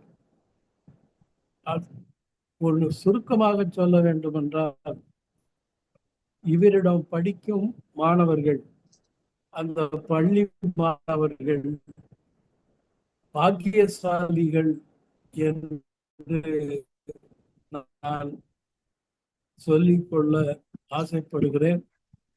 2000வது நிகழ்ச்சி நடந்து 5 மாதங்கள் ஆகிவிட்டன. சரஸ்வதி உமாலட்சுமி அவர்கள் 5 மாதத்திற்கு பின்புதான் காட்சியளித்திருக்கிறார். இனி அடிக்கடி நீங்கள் கலந்துரையாடுவோம் குழுவில் வர வேண்டும், உங்கள் உரையை தர வேண்டும் என்று அன்போடு கேட்டுக்கொண்டு அவரை வாயார மனதார வாழ்த்துகிறேன், பாராட்டுகிறேன். வாய்ப்புக்கு நன்றி, வணக்கம். கண்டிப்பாக ஐயா, அடிக்கடி கலந்து கொள்வேன். என் தாய் வீட்டிற்கும் வந்து விடுவேன் ஐயா. நன்றி ஐயா. அடுத்ததாக வாழ்த்துரை வழங்குவதற்கு திருக்குறள் காமராஜர் ஐயா அவர்களே அன்பு அழைக்கின்றோம். திறன் கையாண்டே இருக்குமாறு ஜானகி அம்மா அவர்களே அன்புடன் கேட்டுக்கொள்கின்றோம். பாருங்கள் ஐயா. உணர்ச்சி பழகுதல் வேண்டா, உணர்ச்சி தான் நட்பாம் கிளமிதல். நட்பு வளர்ப்பதற்கு பல நாளும் பழகி வருதல் தேவையில்லை. எப்போதோ ஒரு முறை எங்கேயோ கண்டாலும் ஒருமித்த உணர்ச்சி பொங்கினால் அதுதான் நட்பின் உரிமையை கொடுக்கும்னு வள்ளுவர் சொல்றார். ஐயா சொன்னாங்க பாருங்க, அது ஒரு பெரிய இன்பம். அதனாலதான் இன்னும் மறக்காம வச்சுட்டு இருக்காரு. நான் அவ்வளவு கையெழுத்து கூட நான் தீர்ப்பு வழங்கிட்டு நான் போடல. ஆனா நிறைய சர்டிபிகேட்ல கையெழுத்து வாங்கிக்கிட்டே இருந்தாங்க. அது வாழ்நாள் பூரா மறக்கவே மாட்டாரு. அது ஒரு பேர் அனுபவம், பேர் அன்பு. அதுதான் உமாலட்சுமி மேல அவ்வளோ பாசம் காமிச்சார். அதே மாதிரி ஐயா சொன்னது போல எத்தனையோ ஒருங்கிணைப்பாளர்கள் வந்தாலும் இவங்க ஒவ்வொருத்தரையும் கவிதை நடையில, உடனடி கவிதை நடையில கூப்பிடுவோம். நான் கூட அடிக்கடி சொல்லுவேன், தமிழ் சொல்லு உமா அப்படின்னு சொல்லுவேன். தமிழ் அப்படின்னு சொன்னீங்கன்னா, நீங்க நல்லா சொன்னீங்கன்னா உங்களுக்கு 1000 ரூபாய் தரேன் அப்படின்பேன். ஆனா இப்ப கூட சொல்ல வச்சோம்னா அது கிடைக்காது. ஒரு நல்ல நன்றாக பாடம் நடத்துகிற ஒரு தனியார் பள்ளி ஆசிரியர், அதே மாதிரி நல்லா மேலாண்மை கடைபிடிப்பவர், தன்னம்பிக்கை பேச்சாளர், இப்படி புத்தக ஆசிரியர், இயற்கையோடு இழந்த வாழ்க்கையை பிள்ளைகளுக்கு நெறிப்படுத்த ஒரு சிறப்பான ஆசிரியர். அதாவது 1ஆம் வகுப்பு, 2ஆம் வகுப்பு, 3ஆம் வகுப்பு, 4ஆம் வகுப்பு, கேள்வி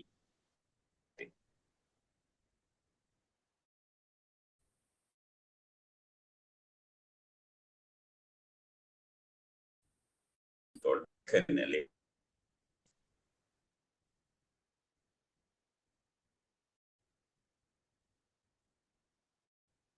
நம்ம எமிமா ஆசிரியர் இருக்காங்க. அடுத்தது ஆற்றல் மிகு ஜானி டீச்சர் இருக்காங்க. குழந்தைகள்லாம் இருக்காங்க.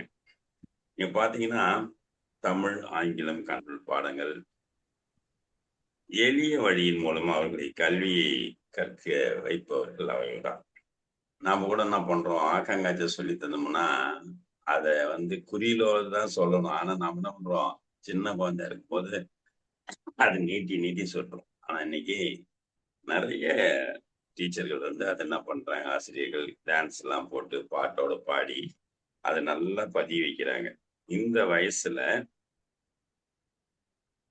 அந்த சுயதீனமாக செயல்படவும் சமூக திறன்களை தான் கற்றுத்தராங்க. இப்படி இந்த கற்றல் அம்சங்கள் தான் எப்ப தான் கிடைக்குன்னா 8ஆம் வகுப்புல தான் கிடைக்கும். அதே மாதிரி உயிர் எழுத்துக்கள், மெய் எழுத்துக்கள், இலக்கணம், உயிர்மெய் எழுத்துக்கள், எளிய வார்த்தைகள் மற்றும் சிறு வாக்கியங்கள் வாசித்தல், எழுதுதல், இது எல்லாமே அவங்கதான் கைப்பிச்சு முதல்ல கற்றுத்தராங்க. அதாவது 1 முதல் 100 வரை எண்களை அறிதல், கூட்டல், கழித்தல், வடிவங்கள் என்று அளவீடுகளை எல்லாம் அங்கதான் கற்றுக்கிறோம். குடும்பம், உடல் சூழ்நிலை, உறுப்புகள், தாவரங்கள், விலங்குகள் மற்றும் தூய்மை போன்ற அடிப்படை தலைப்புகள் எல்லாத்தையும் நம்ம என்ன பண்றோம், சுயதீனமான உடை மாற்றுதல், பையை அடுக்குதல், நண்பர்களுடன் பகிர்ந்து கொள்ளுதல், அங்கங்க பேசுறது எல்லாத்தையும் நம்ம அங்கதான் டீச்சர் சொல்லி தராங்க. இப்படி தினமும் 20 நிமிஷத்துல 30 நிமிஷம் வாசிப்பு பயிற்சி, பாடல்கள் மற்றும் கதைகள் மூலம் கற்பித்தல், எளிய கணக்குகளை, பொருள்கள் மற்றும் உதாரணமான உச்சியெல்லாம் வச்சு விளையாட்டுலாம் காமிக்கிறதுலாம் அந்த இப்படிப்பட்ட சூழ்நிலை நம்முடைய சரஸ்வதி உமாலட்சுமி அவர்கள் அந்த குழந்தைகளை எப்படி பயிற்றுவிக்கிறாங்க, தன்னுடைய அனுபவத்தை பகிரும் போது ரொம்ப ஆச்சரியமான செய்திகளை நான் பார்த்தேன். அதை பார்த்தீங்கன்னா அந்த காலையில போன உடனே அந்த பிள்ளைகளுடைய கதை கேட்கறது, அவங்க சொல்றதெல்லாம் கேட்கறது, ரெண்டாவது பொறுமையா இருக்கிறது, அது எல்லாத்தையும் சொல்லிட்டு அவங்களுக்கு என்னென்ன சொல்லணுமோ எல்லாத்தையும் சொல்லி கொடுக்கறது. அதுலயும் அதிகமான பிள்ளைகள் முஸ்லீம் பிள்ளைகளை நான் கையாளுகிறேன்னு சொல்றாங்க. அது ரொம்ப கஷ்டமான விஷயம். நான் பார்த்திருக்கேன். நான் தமிழ்நாடு முழுக்க பல பள்ளிகளுக்கு, கல்லூரிகளுக்கு எல்லாம் போய் பேசுறாரு. அங்க என்ன நடக்குது, என்னென்ன பசங்க எப்படி இருக்காங்கன்னு தெரியும். அதே மாதிரி நம்ம வகுப்பு கண்டிப்பாக எப்படியும் 40 குழந்தைகள் 50 வகுப்பு தான். இப்படிதான் நம்ம வகுப்பு போயிட்டு இருக்கோம். அது மாதிரி இருக்கும்போது அந்த சிறந்த ஆசிரியர் என்னென்ன செய்வாங்க அப்படிங்கிறதெல்லாம் ரொம்ப சிறப்பா சொன்னாங்க. எனக்கு என்னுடைய பின்னாடி நான் படிச்ச 1ஆம் வகுப்பு போயிட்டேன், என்னுடைய குழந்தை படிச்ச 1ஆம் வகுப்பு போயிட்டேன். ஒரு நாள் என்னுடைய குழந்தை என்ன பண்ணிச்சு, மாலையில அந்த பெஞ்சிலே உட்காந்து தூங்கிடுச்சு. இப்ப டாக்டரா இருக்கிற பிரதீபா தான் எல்கேஜில நினைக்கிறேன், எல்கேஜி யூகேஜி தெரியல, பட்டு தூங்கிடுச்சு. சாயந்தரம் வேன் வந்து நிக்குது, குழந்தை இறங்கவே இல்லை. ஏன்டா இறங்கலன்னு கேட்டாக்கா, வரல அப்படின்னு. காலையில் கொண்டு வந்து விட்டு வந்தனையா, வரலன்றீங்க அப்படின்னு சொல்லி திரும்ப போய் அங்க ஸ்கூலுக்கு போயிட்டு பார்த்தாக்கா, அப்புறம் சொல்லி குழந்தை வரலன்னு சொன்னா அவங்க பார்த்து அடிச்சு போய் சரி கிளாஸ் ரூம் திறந்து பார்க்கலாம்னு சொல்லி திறந்து பார்த்தா அங்க தூங்கி இருக்கா. அங்கிருந்து அந்த குழந்தைய இட்டுன்னு வந்து வீட்டுக்கு வந்து சேர்த்தேன். இப்பெல்லாம் போன் இல்லை, அதால எங்களால பரிமாற்றம்லாம் பண்ண முடியல. அந்த மாதிரி அப்புறம் வந்து அங்க எல்கேஜி சொல்லி கொடுத்த கௌரின்னு ஒரு டீச்சர், அவங்க என்ன பண்ணாங்க, அப்புறம் கொஞ்ச நாள் நல்லா வளர்ந்து அந்த கல்லூரிக்கு முதல்வராகவே ஆனாங்க. அதுக்கப்புறம் எங்க வீட்டு அம்மா கூட ஒரு பள்ளியில வேலை செய்யும் போது அங்க இருந்து 2 பேரையுமே பிஎட் சேர்த்தேன். 2 பேர் அவங்களும் இப்ப அரசு ஆசிரியர் இருக்காங்க, எங்க வீட்டு அம்மா அரசு ஆசிரியர் இருக்காங்க. அந்த மாதிரி அந்த வளர்ச்சி என்பது மிகப்பெரிய வளர்ச்சியாக இருந்தது. அதனால நான் சரஸ்வதி உமாலட்சுமி சொல்றது என்னன்னு கேட்டீங்கன்னா, நீங்க கண்டிப்பாக அடுத்த குழந்தைகளை வளர்க்கிறீர்கள், அது ரொம்ப சந்தோஷம். உங்க பிள்ளைகளை வளர்க்கிறீர்கள், அதுவும் சந்தோஷம். தானும் வளரணும். நீங்க என்ன பண்ணுங்க, ஒரு பிஎடோ எம்எடோ பண்ணுங்க, நீங்களும் டெட் எழுதுங்க, டிஆர்பி எழுதுங்க. நீங்களும் என்ன பண்ணணும், அரசு வேலையை நோக்கி போங்க. பென்ஷன்லாம் வந்துருச்சு. அதோடு மட்டும் இல்ல, அங்க போயிட்டு நீங்க என்ன பண்ணணும், நிறைய இல்லாத குழந்தைங்களுக்கு நிறைய சொல்லி தரலாம். இங்க வந்து உங்களுக்கு வேலை வந்து அதிகம், ஆனா சிறு தொகையை வாங்கி கொண்டு பெரு வேலையை செய்கிற ஒரு வேலை தான் தனியார் பள்ளி. ஆனால் பெரும் தொகையை செய்து கொண்டு ஒண்ணுமே வேலையே செய்யாம கொஞ்சமா வேலை செஞ்சு வர்றது. ஏன்னா அது 2 ஆசிரியர்கள் இருக்காங்க, அரசு ஆசிரியர்கள், அவங்க சண்டைக்கு வந்துருவாங்க. கொஞ்சமா வேலை செஞ்சு வீட்டுக்கு வர்றத அரசு ஆசிரியர்கள். அப்புறம் அது மாதிரி இருக்கிற ஒரு காலத்துல நீங்க கண்டிப்பாக பாரு ரொம்ப இல்ல உங்களை பத்தி நான் கேள்விப்பட்டிருக்கேன். டீச்சர் குழந்தைகளோடய இருப்பீங்களா, ரொம்ப நல்லா பண்ணுவாங்களா எல்லாம் சொல்லியிருக்காங்க, எல்லாம் பண்ணாங்க. அதெல்லாம் ஒண்ணும் பிரச்சனை இல்லை. அதாவது உங்களை அந்த குழந்தை எப்ப சொல்லுவான் தெரியுமா? வேலைக்கு போயிட்டு பெரிய வேலைக்கு போயிட்டு பிறகு உங்களை ஒரு ஒரு ஆப்பிள் ஒரு பாதல் எல்லாம் வாங்கிட்டு உங்களை பாக்குறான் பாருங்க. அம்மா நான் இந்த மாதிரி ஆயிட்டேன், அவங்க இல்லைன்னா நான் இல்லை அப்படின்னு சொல்றாங்க பாத்தீங்களா? அவங்க இல்லைன்னா நான் படிச்சே இருக்க மாட்டேன் அப்படின்னு சொல்லுவான். அது எங்க +2 படிச்ச வாத்தியார்னு சொல்ல மாட்டான், இங்க ஆரம்ப காலத்துல பண்ண வாத்தியார் தான் சொல்லுவோம். அதனால அந்த குழந்தையாகட்டும் அந்த மாதிரி நீங்க நிறைய விஷயம் பண்ணிருக்கீங்க, நான் ரொம்ப சந்தோஷப்படுறேன். அதே மாதிரி இந்த விதைப்பந்து தயாரி மற்றது எல்லாமே நான் அந்த தலைப்பு கேட்ட உடனே என்ன பண்ண போறீங்க அந்த மாதிரி சொல்றீங்களா அப்படின்னு கேட்டேன். நான் என்னன்னா குரல்னா எதோ புதிய திருவள்ளுவர் மாதிரி ஏதோ குரல் எது போறாங்க அப்படின்னு நினைச்சுக்கிட்டு கேட்கும் போது இல்ல இந்த குரல் என்னுடைய குரலையா அப்படின்னாங்க. அப்ப இந்த ரா போட்டு அப்புறமேட்டு அதை கொண்டு போனோம். ஒரு நல்ல ஒரு குழந்தையாகவே குழந்தைகள் கூட பழகி குழந்தையாகவே இருக்கின்ற சரஸ்வதி, அப்புறம் இன்னொரு உமா, அப்புறம் இன்னொரு லட்சுமி, 3 பேர் இருக்காங்க அந்த அந்த கூட்டுக்குள்ளேயே. அந்த மாதிரி நல்ல ஒரு பெண்மணியாக நம்மளுடைய கலந்துரையாடல் பேரவைக்கு கிடைத்தது ரொம்ப பெருமை.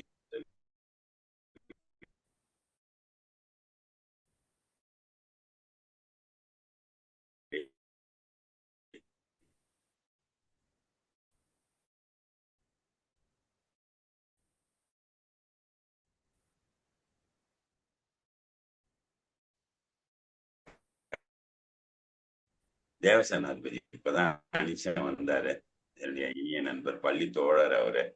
அதே மாதிரி நீதிபதி நாராயணன் ஐயா அவர்கள், அவர் இந்த ஷாலினி, கோலர்சி, உமா, லட்சுமி, அதுங்களுக்கும் டீச்சர் அவர்களுக்கும் எல்லாருக்கும் வாழ்த்துக்களையும் அன்பையும் பாராட்டுகளையும் தெரிவித்துக் கொண்டு நிறைவு செய்கிறேன். நன்றி, வணக்கம், வாழ்த்துக்கள். நன்றி ஐயா. கலந்துரையாடுவோம் பேரவையின் தமிழ் ஜாம்பவான்களோடு ஆளுமைகளோடு பயணிப்பதில் நாம் பெருமிதம் கொள்கிறேன் ஐயா. தமிழ் சொல்லுங்க, தமிழ் சொல்லுங்க, தமிழ் சொல்லுங்க. இப்ப கூட சொல்லுங்க, தமிழ் சொல்லுங்க. இறுதியில் கூறுகிறேன் ஐயா, வலைதளம் நீங்கள். அடுத்ததாக வாழ்த்துக்களை வழங்குவதற்கு ஜானகி அம்மா அவர்களை அன்புடன் அழைக்கிறோம். அனைவருக்கும் என்னுடைய இனிமையான மாலை வணக்கத்தை தெரிவித்துக் கொள்கிறேன். இன்று மிகச் சிறந்த ஒரு ஆசிரியரை என்னால் இங்கே பார்க்க முடிந்தது. ஆசிரியர் என்பவர் தொடர்ந்து படித்துக் கொண்டிருப்பவர். ஆசிரியரால் மட்டும்தான் இந்த சமூகத்தை மாற்ற முடியும் என்பது போல ஒரு சின்ன சின்ன வகுப்பறை நடக்கக்கூடிய சின்ன சின்ன செயல்கள் கூட எவ்வளவு அழகாக செய்து கொண்டிருக்கிறோம் என்பதை சொல்லும் பொழுது என்னையே நான் திரும்ப பார்த்தது போல் இருந்தது. அதிலும் ஆசிரியர் உமா அவர்கள் பேசும் பொழுது அவர் முகத்திலே ஒரு மகிழ்ச்சி, ஒரு பெருமிதம் தெரிந்தது. என்னால் சரியாக என்னுடைய வேலையை செய்ய முடிகிறது என்ற தன்னம்பிக்கை தெரிந்தது. என்னால் நல்ல மாணவர்களை உருவாக்க முடியும் என்ற ஒரு பொறுப்பும் தன்னம்பிக்கையும் உள்ள ஆசிரியரோட பேச்சின் மிகவும் அருமையாக இருந்தது. அவரும் ஒரு சிறந்த ஆசிரியரிடம் படித்திருப்பார் என்பதுதான் இந்த இடத்திலே உண்மை. அது மட்டுமல்ல, கண்டிப்பாக ஒரு ஆசிரியரால் சிறந்த மாணவர்களை உருவாக்க முடியும், சிறந்த மனிதர்களை உருவாக்க முடியும், அந்த மனிதர்களால் சிறந்த சமூகத்தை உருவாக்க முடியும். அவர் சொல்லும் பொழுது காலையில அட்டண்டன்ஸ் போடுறதுக்கு முன்னால இன்னைக்கு எம்இஸ்ல எல்லாருமே கவர்மெண்ட் ஸ்கூல்ல அட்டண்டன்ஸ் போடுவோம். கரெக்டா 9:30 மணிக்கு கேட்போம், டே ரமேஷ் இன்னைக்கு வருவானா அப்படின்னு கேட்கும்போது, டீச்சர் நான் பார்த்தேன் டீச்சர், நடந்து வந்துகிட்டே இருக்கலாம் அப்படின்னு சொல்லுவாங்க. சரி வந்துருவானே அப்படின்னு நினைச்சிட்டு நம்ம அட்டண்டன்ஸ்ல பிரசன்ட் போடுவோம். பார்த்தா அன்னைக்கு அவர் வரமாட்டாரு. சரி இன்னைக்கு வரமாட்டாரோ என்னவோன்னு சொல்லிட்டு ஆப்சன்ட் போட்டுட்டு நம்ம எல்லாம் டேலி பண்ணி முடிச்சு அட்டண்டன்ஸை ஃப்ரீஸ் பண்ண பிறகு பார்த்தா பையன் வந்து நிற்பான். ஸோ இந்த மாதிரி நிறைய வேதனைகள் நம்ம ஒரு ஆசிரியராக இருக்கும்போது நமக்கு நிறைய தெரியும். அதே மாதிரி ஒரு ஆசிரியர் என்பது 10 பெற்றோருக்கே சமம். ஒரு பெற்றோர் என்பவர் 100 ஆசிரியர்களுக்கும் சமம். இப்படிப்பட்ட இந்த காலகட்டத்துல இன்னைக்கு மாணவர்களோடு மாணவர்களாக இருக்கக்கூடிய ஒரு மிகப்பெரிய ஒரு எல்லா ஆசிரியர்களுக்குமே கிடைச்சிருக்கு. அதே மாதிரி காமராஜர் ஐயா சொல்லும் பொழுது, பெருந்தொகையை வாய்க்கொண்டு சிறு வேலை செய்பவர்கள் இல்லை நாங்கள் வாங்குற சம்பளத்துக்கு உண்மையாக வேலை செய்பவர்கள். அதனால் கொஞ்சம் மாற்றி சொல்லுங்கள். அதாவது ஒரு மூட்டை நெல்லில் ஒரு சில பதர்கள் இருக்கும். அதற்காக மொத்த நெல்லையும் நாம் பதர் என்று கூற முடியுமா ஐயா? அதனால் ரெண்டு பேரையும் நன்றி சொல்லி அக்செப்ட் பண்ணி தான் சொன்னேன். போல சண்டைக்கு ஒத்துருவாங்கன்னு வேற சொன்னேன். எனக்கு 25 ஆண்டுகள் என்னுடைய ஆசிரியர் பணியில் வேலை செய்திருக்கிறேன். இன்று வரையிலும் என்னை நான் சிறு பிள்ளைகளிடம் இருந்து இவர்கள் சொல்வது போல 1வது 2வது மாணவர்களுக்கு ஆசிரியராக இல்லை. ஆனால் பெரிய மாணவர்கள் இருப்பவர்களோட என்னை அம்மா என்று அழைக்கும் பொழுது என்னுடைய பிள்ளைகளை விட நான் மிகுந்த ரொம்ப சந்தோஷப்பட்டிருக்கேன். அவங்க நம்மளை விட அதிக இடத்துக்கு போகும்போது டிஎன்பிசி குரூப் எக்ஸாம் எழுதி நிறைய பிள்ளைங்க பாஸ் பண்ணி போகும்போது உண்மையிலே நம்மளை அறியாமல் ஒரு கண்ணீர் வரும். என்னிடம் படித்த மாணவன் இன்னைக்கு பெரிய அதிகாரத்துல இருக்கிறான், ஒரு கையெழுத்து போடும் ஒரு அதிகாரத்தில் இருப்பான். அது போல இந்த வார்த்தைகள் நான் சொல்வதுண்டு. பேனா பிடித்த கைகள் என்றுமே இல்லை என்பது போல நம்ம அதற்கு இலக்கணமாக வாழ்ந்து கொண்டு இருக்கிறோம். அது போல உமா சரஸ்வதி அவர்களுக்கு என்னுடைய மனமார்ந்த வாழ்த்துக்களையும் நன்றிகளையும் தெரிவித்துக் கொள்கிறேன். நன்றி அம்மா, இந்த வாய்ப்பு கிடைத்தமைக்கு.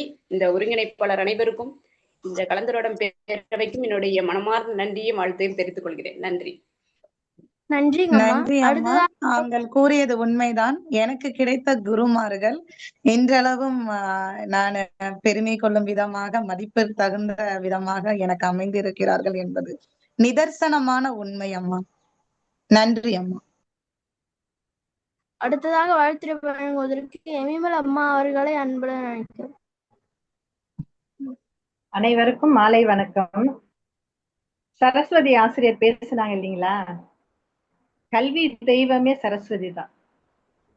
நிஜமாவே உங்க பெற்றோர் பேர் எப்படி வச்சிருப்பாங்கன்னு எனக்கு தெரியல. ஆனா நீங்க சொன்ன உரையை கேட்ட பிறகு அந்த பேருக்கு ஏத்தவங்கன்னு நான் நினைக்கிறேன்.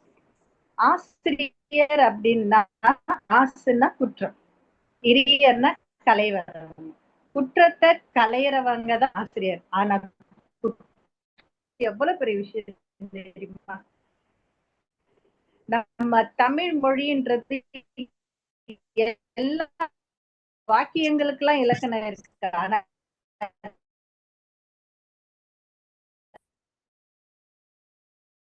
தமிழ் மொழிக்கு மட்டும்தான் வாழ்க்கைக்கு சரியா செய்யல அப்படின்னு. ஆனா இதுதான் கரெக்டான மெத்தட். ஏன்னா பிரைமரி, அதாவது சின்ன குழந்தைங்க வராங்க இல்லையா, குயவன் கையில இருக்கிற களிமண் மாதிரி அது. நம்ம நினைச்ச வடிவத்தை அவங்க கிட்ட ஈஸியா கொண்டு வரலாம். பசுமர தாணி போல நீங்க சொல்ற ஒவ்வொரு நல்ல விஷயமும் அவனுக்கு அந்த வயசுல புரியுதோ இல்லையோ, ஆனா தொட்டில் பழக்கம் சுடுகாடு மட்டும். இந்த நல்ல விஷயங்களை நீங்க சொல்லி கொடுத்தீங்கன்னா அந்த தலைமுறை எப்படி வரும்ன்றது நமக்கே தெரியல. ஒரு ஆசிரியரா நிச்சயமாவே உங்களை நான் ரொம்ப மனசார பாராட்டுறேன். எனக்கு நிறைய புத்தகங்கள் படிக்கிறது பிடிக்கும். ஆனா நீங்க பேசுற பேச்சுல நிறைய புத்தகத்தை படிச்ச ஒரு அனுபவம் எனக்கு கிடைச்சிருக்கு. நீங்க சொன்ன விஷயத்துல இருந்து என்ன மாத்திக்கக்கூடிய ஒரு விஷயம் என்னன்னு கேட்டாங்கன்னா மன்னிப்பு கேட்க கூடாது. ஆனா இனிமே இந்த தவறு செய்யாம நான் பாத்துக்கிறேன். ஆனா 1வது 2வதுக்கு அந்த ஒரு மைண்ட் செட்டை கொண்டு வர்றதுன்றது பெரிய விஷயம். ஏன்னா நானும் 1வது கிளாஸ் ஹேண்டில் பண்ணிக்கிறேன். ஒரு 3 மாசம் அவங்க கிட்ட நம்ம தண்ணி குடிப்போம். ஏன்னா நம்ம சொன்னோம் இல்லையா, ஆசிரியர் பெற்றோர் தான் முதல் ஆசிரியர், ஆசிரியர் தான் முதல் பெற்றோர். அது பெற்றோர் நம்பி வருவாங்க ஒரு 3 மாசம். ஏன்னா பால்வடியில இருந்து வந்திருப்பான், மத்தியானம் ஆனா சாப்பிட்டு தூங்க தான் செய்யும் குழந்தை. அவனுக்கு எழுத்தெல்லாம் சொல்லி கொடுக்க முடியாது. 3 மாசத்துக்கு அவன் கிட்ட எழுத்துக்கிட்டே போக முடியாது. ஆனா வடிவமைக்கிறது எவ்வளவு பெரிய கஷ்டமான விஷயம்ன்றத நானும் ஹேண்டில் பண்ணியிருக்கேன். இப்போ நீங்க சொன்னீங்களே ஏன் எதுக்குன்னு கேள்வி கேட்கணும், சொன்ன உடனே எழுந்திருக்க கூடாதுன்னு அப்துல் கலாம் ஐயா சொல்லுவாரு. ஏன் எதுக்குன்னு கேள்வி கேட்கறது, பதில் சொல்றதுக்கு பெரிய அறிவு வேணும்னு அவசியம் கிடையாது. ஆனா ஏன் எதுக்குன்னு கேள்வி கேட்கறதுக்கு தான் பெரிய ஞானம் வேணும்.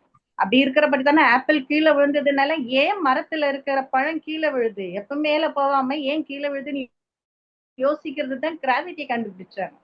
அதனால ஒவ்வொரு செயலுக்கும் ஏன் எதுக்குன்னு கேள்வி கேட்கணும். உங்ககிட்ட கத்துக்கிறது அந்த மன்னிப்பு.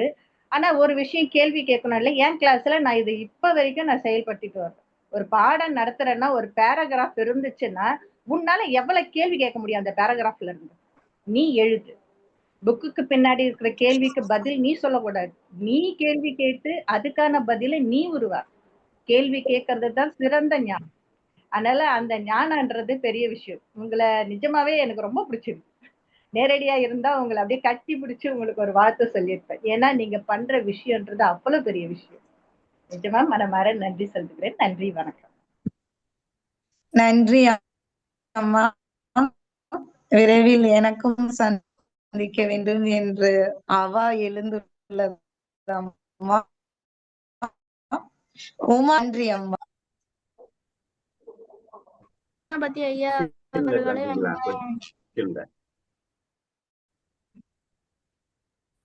ஐயா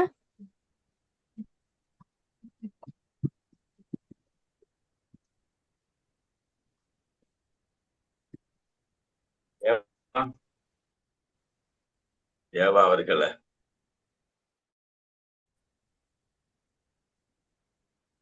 சரி, இன்னும் ஐயா வணக்கம். வணக்கம். வாங்க. ஒரு ஆசிரியர் என்னென்ன பணிகளை சிறப்பா செய்ய முடியும், எப்படி குழந்தைகளை நல்லா படிக்க வைக்க முடியும்ன்றத சிறப்பா சொல்லியிருந்தாங்க.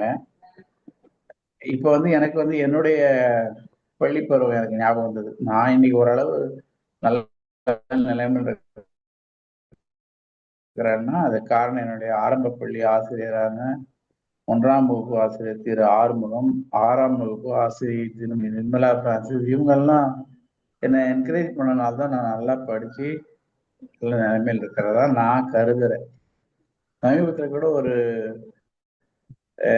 வாட்ஸ்அப்ல ஒன்று பார்க்கலாம். ஒரு டீச்சர் வயதான பிறகு அவங்க இருக்கும்போது ஒரு இன்ஸ்பெக்டர் அந்த டீச்சருக்கு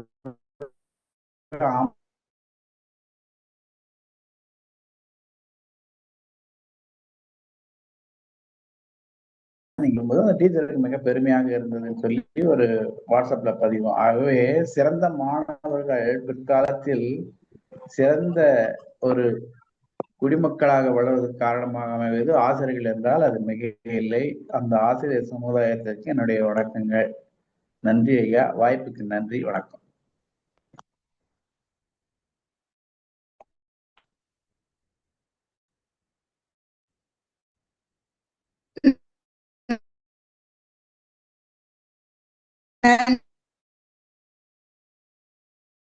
நன்றி ஐயா. நினைக்கிறேன் ரமநாயகம் ஐயா.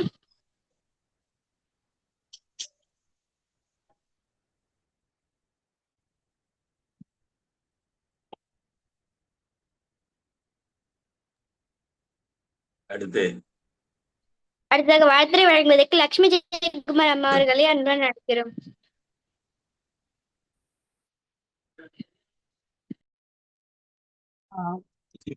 நன்றி சுவாதி அவர்களே. இன்று உரையாற்றிய சரஸ்வதி உமாலட்சுமி மிக மிக மிக அருமை.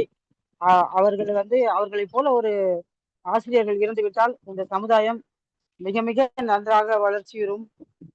அவர் நிறைய தளங்களில் அவருடைய பணியை மிக மிக அழகா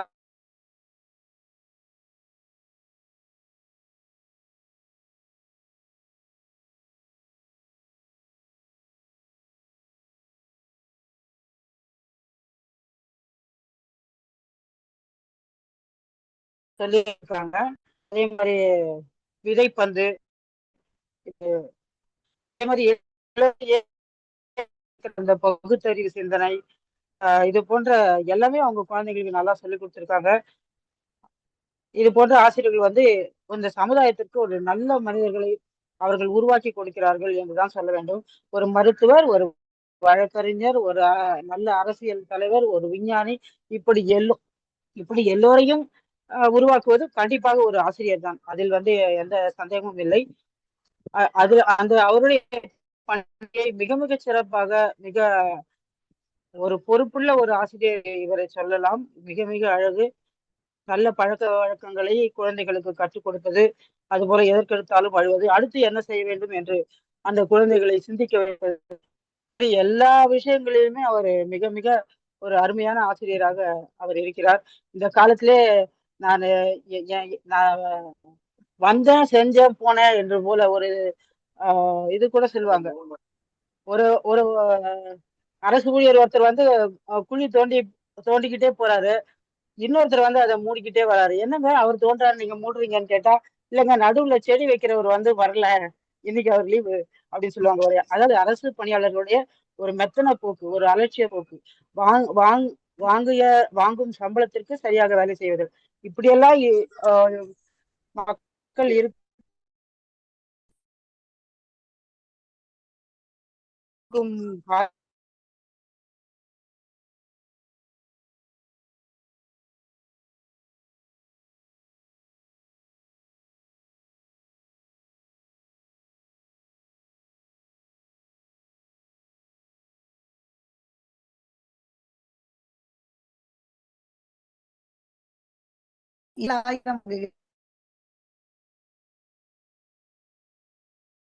தந்தையை தொடவில்லையே அப்படின்னு தொட்டு விட்டேன் ஐயா.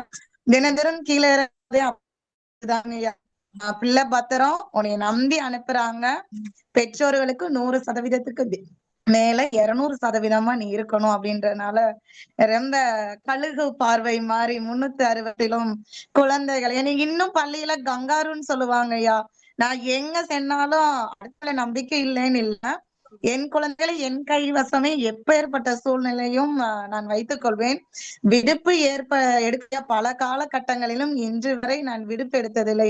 எங்க வீட்லயே சொல்லுவாங்க, அப்பா என் குழந்தைக்கு யாரு டிஃபன் திறந்திருந்தான்னு தெரியலப்பா, அவன் கொட்டுனானா என்னன்னு தெரியல, அவன் படிச்சானான்னு தெரியல, தண்ணி குடிச்சானான்னு தெரியல அப்படின்னு சொல்லும் போது, தயவு செஞ்சு எந்திரிமா, ஸ்கூலுக்கு கிளம்பு, உன் பிள்ளைகளை விட ஓன் தொல்லை தாங்க முடியல அப்படின்னுவாங்க. இன்றளவும் அப்படித்தான் நான் ஆசிரியர் பணியாற்றி வந்து கொண்டிருக்கிறேன் அம்மா. நன்றி அம்மா. என் பிள்ளைகளை நான் வந்து டூருக்கு அனுப்பவே பயப்படுவேன். என் பிள்ளைகளை உண்மையாவே டூருக்கு அனுப்ப பயப்படுவேன். இவங்க அப்படி அக்கறையா பாத்துப்பாங்களா? அவங்க பேசிக்கிட்டே இருப்பாங்க, டீச்சர்ஸ் எல்லாம் ஒன்னா சேர்ந்து பேசிக்கிட்டே இருப்பாங்க. நம்ம குழந்தை எங்கேயாவது விழுந்துருமோ, அடிபட்டுருமோ, நான் ஒரு டூருக்கே அனுப்ப மாட்டேன். அப்படி நானா இல்லாட்டி நான் பர்மிஷன் கேட்பேன், நானும் வரேன்னு சொல்லி கேட்பேன். அப்படி ஆனா உங்களை போன்ற ஆசிரியர் இருந்தா கண்டிப்பா என் பிள்ளைகளை தைரியமா அனுப்பலாம். நன்றிம்மா, வணக்கம். நன்றி அம்மா.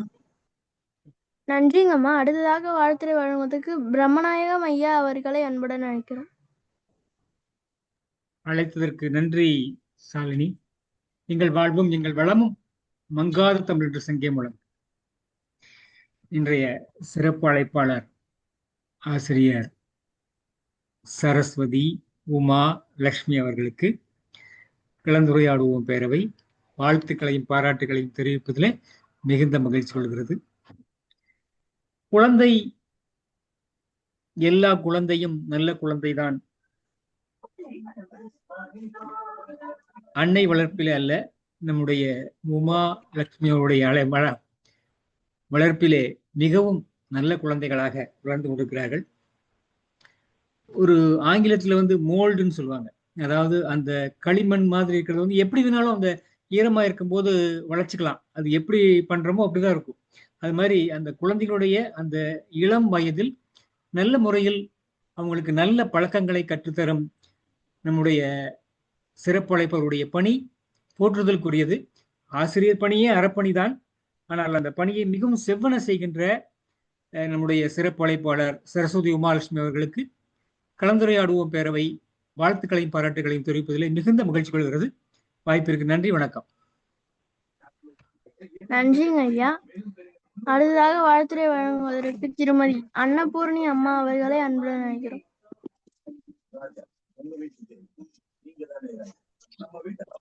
அழைத்ததற்கு நன்றி அம்மா.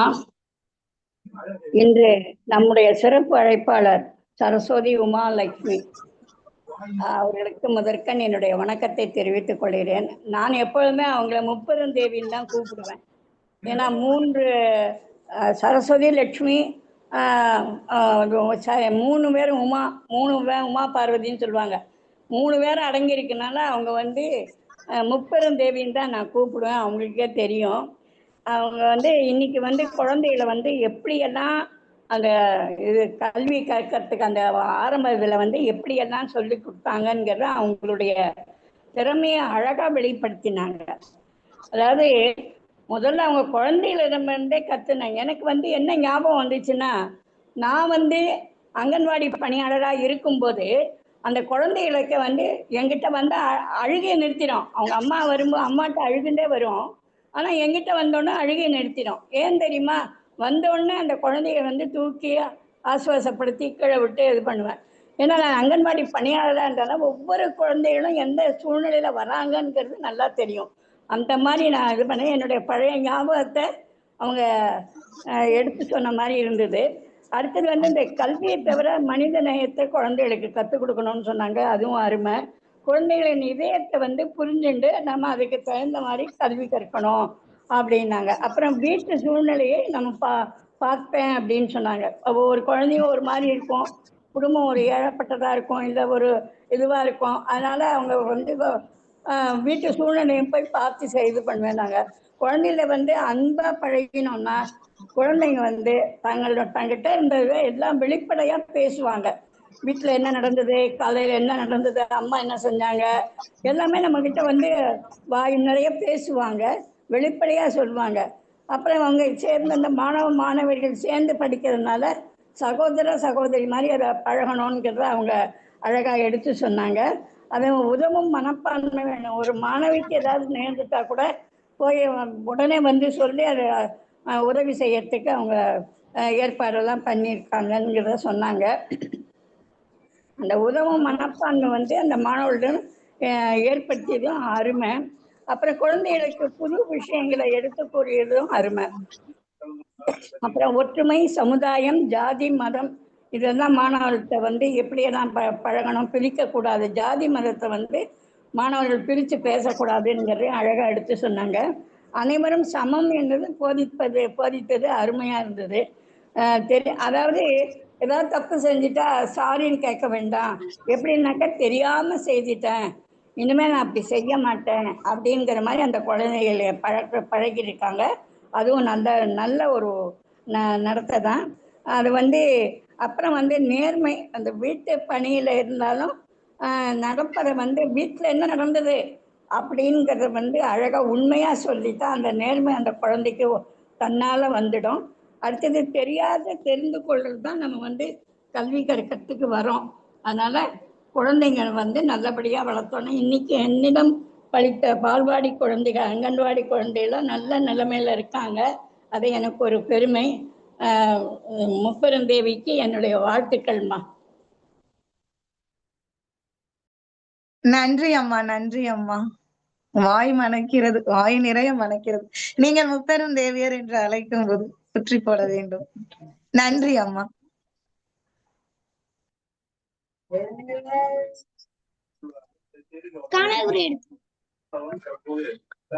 காணலுரை போயிட்டுமாமா? காணலுரையில் தாங்கள் இந்த நிகழ்ச்சியில் கலந்து கொண்டு உரையாற்றிய அனுமதி பற்றியும் ஏதேனும் கருத்துக்கள் விடுபட்டிருந்தால் அந்த கருத்துக்களையும், மேலும் இந்த களம் சிறப்பாக நடைபெறுவதற்கு கருத்துக்கள் இருந்தால் அந்த கருத்துக்களையும் வழங்குமாறு என்ற அழைப்பாளர் அம்மா அவர்களை அன்புடன் கலந்துரையாடுவோம் பேரவையில் நானும் ஒரு சிறு துரும்பாக இருக்கும் காரணத்தினால் நான் மிகவும் பெருமைப்படுகிறேன். இன்றைய இளந்தளிர்கள் அனைவரும் சிறப்பு, மகிழ்ச்சி. தங்களுடைய கருத்து கேடல், சொல்லாடல் அனைத்தும் மகிழ்ச்சி. ஷாலினி அவர்களே, குணமதி அவர்களே, குரலரசி அவர்களே, ஸ்வாதி அவர்களே. நான் விட்டு போன கருத்து என்னவென்றால், அம்மா கூறுவது போன்று பால்வாடியிலிருந்து வந்திருப்பார்கள். முதலில் நான் உணவு இடைவேளையில் மிகுந்த உரிமை கொடுப்பேன். இன்றளவும் மேலாண்மையிடம் திட்டு வாங்கி கொண்டுதான் இருக்கிறேன். 3/4 மணி நேரம் என்பது நமக்கு பெரிது. ஆனால் அந்த குழந்தை அம்மாவின் கையில் உருண்டை ஊட்டி இங்கிட்டு ஓடி அங்கிட்டு ஓடி சாப்பிடு வந்த குழந்தை சம்மணங்குட்டி உட்கார்ந்து கீழே ஒரு தரைப்பானில் ஒரு துணியை விரித்து அதில் மேல் ஒரு உணவு அருந்தும் பெட்டகத்தை வைத்து அந்த மழலையர் கையில் எடுத்து உணவு அருந்தும் போது ஒரு பருக்கை 2 பருக்கை தான் உள்ளே செல்லும், அனைத்தும் கீழே தான் விழும். அப்படி இருக்கும் பட்சத்தில் அந்த 3/4 மணி நேரம் 45 நிமிடம் கால அளவு அவர்களுக்கு கிட்டாததாகவே இருக்கும். இதற்காகவே நான் என்ன பண்ணுவேன் என்றால், அவர்களை முழுவதுமாக சாப்பிட விட்டு அடைப்பான்களை அடைத்து அவர்களது பையில் வைத்து விட்டு, அம்மா இந்த மாதிரி கொஞ்சம் ஊட்டி பழகாதீங்க, இப்ப பள்ளிக்கு வந்துட்டாங்களா, கொஞ்சம் இந்த மாதிரி பழக்குங்க அப்படின்னு சொல்லி இது பண்ணுவேன். குழு உறுப்பினர்களே, இந்த மாதிரி அவர்களது உணவு, ஏன்னா நம்ம பள்ளிக்கு வந்துட்டாங்க, அவங்களுக்குன்னு உண்டான நேரம் பாத்தீங்கன்னா அந்த உணவு அருந்துற நேரம் மட்டும்தான். அதையும் அவங்களுக்கு நம்ம கொடுக்காம அதையும் நம்ம ஆசிரியர்ன்ற பெயர்ல தன்னகத்தை எடுத்துக்கொண்டோம்னா எனக்கு அதுக்கு மனசாட்சி இடம் கொடுக்காது. அதனால 1.5 மணி நேரமா இருந்தாலும் 2 மணி நேரமா இருந்தாலும் அந்த குழந்தைய சாப்பிட விட்டுட்டுதான் அடுத்த வகுப்பிற்கு நான் மேல போய் என்னென்ன படிக்கணும்னு எழுதி போட்டுட்டு அவங்க ஒரு 4ஆம் 5ஆம் வகுப்பு குழந்தைகள்னால நான் வரவரையும் அமைதியா எழுதிட்டு இருப்பாங்க. மறுபடியும் வந்து கீழே ஆசிரியர் இருந்தாலும் அந்த வகுப்பு ஆசிரியர் மீது பாரத்தை தூக்கி போடாம என்னுடைய வகுப்பு மாணவர்கள் என்று என்னுடைய கடமை பணிகளை செய்ய ரொம்ப பிடிக்கும். இன்னொரு சிறு நிகழ்ச்சி, 2வது வகுப்பு படிக்கும் மாணவன் ஒரு நாள் அம்மா எங்க வீட்டுல மேம் ஃபிஷ் வளர்த்தேன் நிறைய போட்டுச்சு அப்படின்னா, 2வது நாள் 3வது நாள் ஒரே கவலைக்கு அப்படியே ரொம்ப பாடமே கவனிக்காம ஒரு மாதிரி நம்மளுக்கு தெரியும் இல்லைங்களா, துருன்னு இருக்கிற குழந்தை என்னடா இப்படி இருக்கானுன்னா, மறுநாள் வந்து சொன்னான் அம்மா காணாம போச்சு, அவங்க வீட்டுல செத்து போச்சுன்னு சொன்னா அந்த பையன் தூங்க மாட்டான், சாப்பிட மாட்டான். ஒரு குழந்தைதான் போல அவங்களுக்கு, அப்பா இல்ல, விவாகரத்து நடந்து கொண்டிருக்கிறது. சோ அப்படி ஒரு குழந்தை வந்து வளர்ந்துகிட்டு இருக்கு தாத்தாவின் கைகளிலும் அம்மாவின் கைகளிலும். அம்மா ஒரு மருத்துவர் என்பதால் அவ்வளவாக வீட்டில் கவனிப்பு இருக்காது. தாத்தாவின் வளர்ப்பிலேதான் அந்த குழந்தை இருக்கிறான். அப்ப மீன் துள்ளி போயிருச்சுடா பேபியை விட்டுட்டேன்னா, அப்ப இப்படியும் இருந்தா எங்க அம்மா வந்து என்னை விட்டுட்டு போயிருவாங்களா, இந்த மீன் எப்படி போச்சோ அது மாதிரி எங்க அம்மா விட்டுட்டு போயிருவாங்களா அப்படின்லாம் கேட்டிருக்கான். நான் திரும்பி அந்த மாலை போன் அடிக்கிறேன், ஐயா என்னங்க ஐயா நடந்துச்சு, தம்பி இந்த மாதிரி ஒரே எதை நடத்தினாலும் கவனிக்க மாட்டான், சாப்பிட மாட்டான், ஆக்டிவாவே இருக்க மாட்டான் அப்படின்னு நான் சொன்னேன். இந்த மாதிரி மீன் செத்து போச்சு, அதை அவன்கிட்ட சொல்லவே எங்களுக்கு பயமா இருக்குமானா. அப்ப அங்க ஒரு 2 நிகழ்வை பார்த்தேன். அந்த குழந்தைய இதுதான் உண்மைன்னு ஏன் அவங்க பெற்றோர்கள் சொல்ல மாட்டாங்க, சரி அது அப்படி அவனால புரிஞ்சுக்க வைக்க முடியல அவனுக்கு அப்படின்னா அது மாற்று ஏற்பாடு ஒண்ணு பண்ணணும். அவன் இருக்க முத நாள் பாக்குறேன், 2வது நாள் பாக்குறேன், 3வது நாள் பாக்குறேன், அவனோட அந்த இருக்கக்கூடிய தன்மை வந்து ரொம்ப இதாதான் இருக்கு. 3 நாளா நானும் எனக்கு தூக்கமே வரல, என்னடா இப்படி இருக்கிற பையன் இப்படி இருக்கிறான். 4வது நாள் நானே போன் அடிச்சுட்டேன், ஐயா அதே மாதிரி ஒரு புது மீனை தொட்டிக்குள்ள வாங்கி விட்டுருங்க, அம்மா மீன் வந்துருச்சு, நீங்க செத்து போச்சு இதெல்லாம் சொல்ல வேணாம், அம்மா மீன் வந்துருச்சுன்னு மட்டும் சொல்லுங்கன்னா அதே மாதிரி அவங்க தாத்தா பண்ணினாங்க. 5வது நாள் வந்து சொல்றான், மேம் நீங்க சொன்னது மாதிரி அம்மா மீன் வந்துச்சு பாரு, அது அவ்வளவு பாசமா இருக்கன்னு அப்படி வந்துச்சு. ஏன்னா அந்த குழந்தையோட மனநிலைமை அப்போதைக்கு வந்து அந்த அம்மா மீன் செத்து போச்சு அப்படின்னு சொல்றதுக்கு அந்த ஏத்து கூறக்கூடிய மனப்பாங்களும் இல்ல, வயசுலும் இல்ல. இப்ப இதே இந்த வருஷம் 3வது படிக்கிறான் அப்படின்னும் போது அவன் தெரிஞ்சுக்கிறான், ஓ இது இறந்துருச்சு, அப்ப குழந்தைகளை நம்ம தான் சேஃப்டியா பாத்துக்கிறோம், ஒரு பொறுப்புணர்வு வரும் அப்படின்னு. சோ இப்படிப்பட்ட சூழ்நிலைகள் எல்லாம் குழந்தைகள் கையாளுறாங்க. ஒரு மாணவி 2 நாள் வந்து பாடம் எடுத்தேன் குடும்பம்ன்ற பேர்ல. அப்ப வந்து நம்ம மாதிரி வரைபடம் உருவாக்குவோம் இல்லைங்களா, இந்த மாதிரி ஃபேமிலி ட்ரீ குடும்ப உறுப்பினர்கள் வரையும் போது அந்த பொண்ணு அவங்க அப்பா அவங்க பாட்டியை மட்டும் தான் வரைஞ்சிருந்தா. அப்ப நான் கேட்டேன், 2 நாளாவே இந்த பாடம் எடுக்கும்போது அந்த பொண்ணு அழுதுகிட்டே இருந்தா, 1வது வகுப்பு படிக்கும் மாணவி. வீட்டுக்கு போன் அடிச்சுட்டு என்னன்னும் போது இந்த மாதிரி அவங்க அம்மா டைவர்ஸ் வாங்கிட்டு போயிட்டாங்க, அம்மாச்சியதான் அந்த பொண்ணு அம்மான்னு சொல்லி வளர்த்துக்கிட்டு வர்றாங்க அப்படின்னு அவங்க ரொம்ப மன வருத்தப்பட்டாங்க. அன்னையில இருந்து இன்ன வரைக்கும் அந்த குழந்தைகிட்ட குடும்ப விஷயமா பாடம் வந்தா கூட அவ்வளவா நான் எடுக்க மாட்டேன்.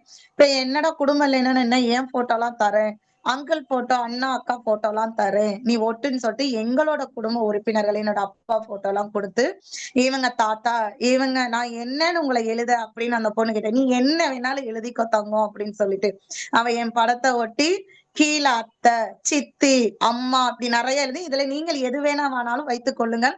எனக்கு அந்த 1வது படிக்கிற கூடிய மாணவி அந்த மாதிரி சொல்லும் போது உண்மையிலே ரொம்ப ஆச்சரியமா இருந்துச்சு. அதோட எல்லா ஆசிரியர்கிட்டையுமே சொல்லிட்டு, அந்த குடும்ப விஷயமா அந்த குழந்தைகிட்ட பேசாதீங்க, அவங்க அம்மாச்சியை தான் அவங்க அம்மான்னு காட்டி வளர்த்துக்கிட்டு இருக்காங்க, அதனால அவ ரொம்ப சென்சிட்டிவா இருக்கா, இந்த மாதிரி கையாளுங்கன்னு சொல்லியிருக்கேன். இந்த மாதிரி நிகழ்வெல்லாம் நான் கையாண்டுகிட்டு இருக்கேன். இன்னைக்கு நேஷனல் லெவல்ல ஒரு 8 குழந்தைகளுக்கு வந்து ஜெர்சி இல்ல அப்படின்னு நம்ம தமுக்க மைதானம் விளையாட போயிருக்காங்க. அதுல ஒரு 8 பேர் ஹாஸ்டலுக்கு செலக்ட் ஆயிருக்காங்க. அவங்களுக்கு ஜெர்சி, ஷூ, ஷார்ட்ஸ், டைட்ஸ் எல்லாமே நான் வாங்கி கொடுத்திருக்கேன். இப்ப ஞாயிற்றுக்கிழமை கொடைக்கானல் நேஷனல் லெவல்ல என்னோட பள்ளி கைவிட்டுருச்சு, இந்த மாதிரி இதுக்கெல்லாம் மழை வர்ற மாதிரி இருக்கு, நாங்க வரல அப்படின்னு.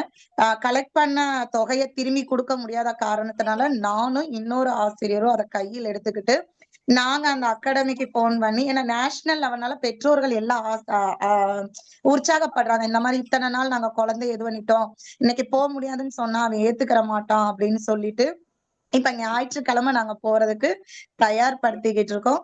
இதெல்லாம் இப்படி இத்தனை பேர் கைவிட்டாலும் உமாவால் முடியும், உமாவை நம்பினோர் கைவிடப்படார் அப்படின்னு அது எந்த மாதிரி சூழ்நிலையா இருந்தாலும் சரிட்டு இன்றளவும் கல்வியிலும் சரி, கல்வியை தாண்டியும் சரி, நானும் ஒரு மனித நேயத்துடன் இன்றளவும் பணிபுரிகிறேன் என்பதை தங்களுக்கு மிக பணிவன்புடன் தெரிவித்துக் கொள்கிறேன்.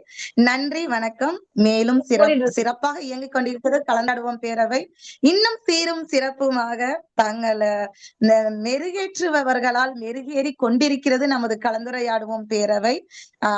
ஆதலால இவற்றில் நானும் ஒரு அங்கமாக இருக்கிறேன், சிறு துரும்பாக இருக்கிறேன் என்பதை மீண்டும் மீண்டும் தெரிவித்துக் கொண்டு, நான் என்றும் உங்கள் கத்துக்குட்டி என்பதை மிகவும் மகிழ்வாக தெரிவித்துக் கொண்டு நன்றி கூறாமல் தொடர்வோம் என்று கூறி இடம் சாருகிறேன். வணக்கம். நன்றிங்க அம்மா. இத்துடன் 2ஆம் பகுதி நிறைவடைகிறது. 3ஆம் பகுதி நிகழ்வை குணமதி அவர்களிடம் ஒப்படைக்கின்றேன். நன்றி, வணக்கம். அழைத்ததற்கு நன்றி. அனைவருக்கும் வணக்கம். இன்றைய நிகழ்வின் 2143 இன்றைய சிறப்பு அழைப்பாளர் திருமதி சரஸ்வதி உமாலட்சுமி அம்மாவர் கலந்துரையாடும் பேரவையின் சார்பாக நன்றிகள் தெரிவித்துக் கொள்கிறோம். அம்மார்கள் கலந்துரையாடும் உரையாடல் பாடச்சார்ந்த புராணம் மூலமாக அனுப்பப்படும். நிகழ்ச்சியின் தலைமை ஒருங்கிணைப்பாளர் மரியாதைக்குரிய தமிழியலன் கண்ணம்மாள் அவர்களுக்கும், நிகழ்ச்சி முன்னாள் இந்நாள் ஒருங்கிணைப்பாளர்களுக்கும், நிகழ்ச்சியில் கலந்து கொண்டு சிறப்பித்து வார்த்தை வழங்கிய அனைத்து சார்களுக்கும், குரலும் பொருள் வழங்கிய சகோதரிகளுக்கும், இசைப்பால் வழங்கியவர்களுக்கும், விளையாட்டு சிலை வழங்கியவர்களுக்கும் வாழ்த்துக்களும் பாராட்டுகளும் நன்றிகளும். நிகழ்ச்சியினுடைய அழைப்புதல் பாராட்டு சான்று வரும் தரும் ஷாமலி அம்மா அவர்களுக்கும் நன்றிகள். மனமும் அறிவும் மனிதனுக்கு அழகு, மனித மனிதனாகவும் தமிழை தமிழாகவும் தமிழை தமிழாகவே ஆகும் என்ற வரிகளோடு மீண்டும் நாளை மாலை சந்திப்பு நம்பிக்கை வெளிப்படுத்துகிறோம். நன்றி, வணக்கம். மகிழ்ச்சி மகிழ்ச்சி. சிறப்பு. முதல் பகுதியை ஒருங்கிணைத்த இசான் அவர்களுக்கும், 2ஆம் பகுதியை ஒருங்கிணைத்த சாலினி அவர்களுக்கும், 3ஆம் பகுதியை ஒருங்கிணைத்த முத்து குணமதி அவர்களுக்கும் வாழ்த்துக்களும் பாராட்டுகளும் நன்றிகளும். சிறப்பு அழைப்பாளருக்கு சிறப்பு வணக்கமும் வாழ்த்துக்களும் பாராட்டுகளும். மிக அருமையாக இன்றைய நிகழ்வை சிறப்பாக்கிய சரஸ்வதி உமாலட்சுமி அவர்களுக்கு வாழ்த்துக்கள். மீண்டும் நாளை மாலை 5 மணிக்கு சந்திப்போம் என்ற நம்பிக்கை வெளிப்படுத்தி அனைவரும் 30 இணையத்தை நிறைவு செய்கிறோம். நன்றி, வணக்கம். நன்றிங்க ஐயா. நன்றிங்கம்மா.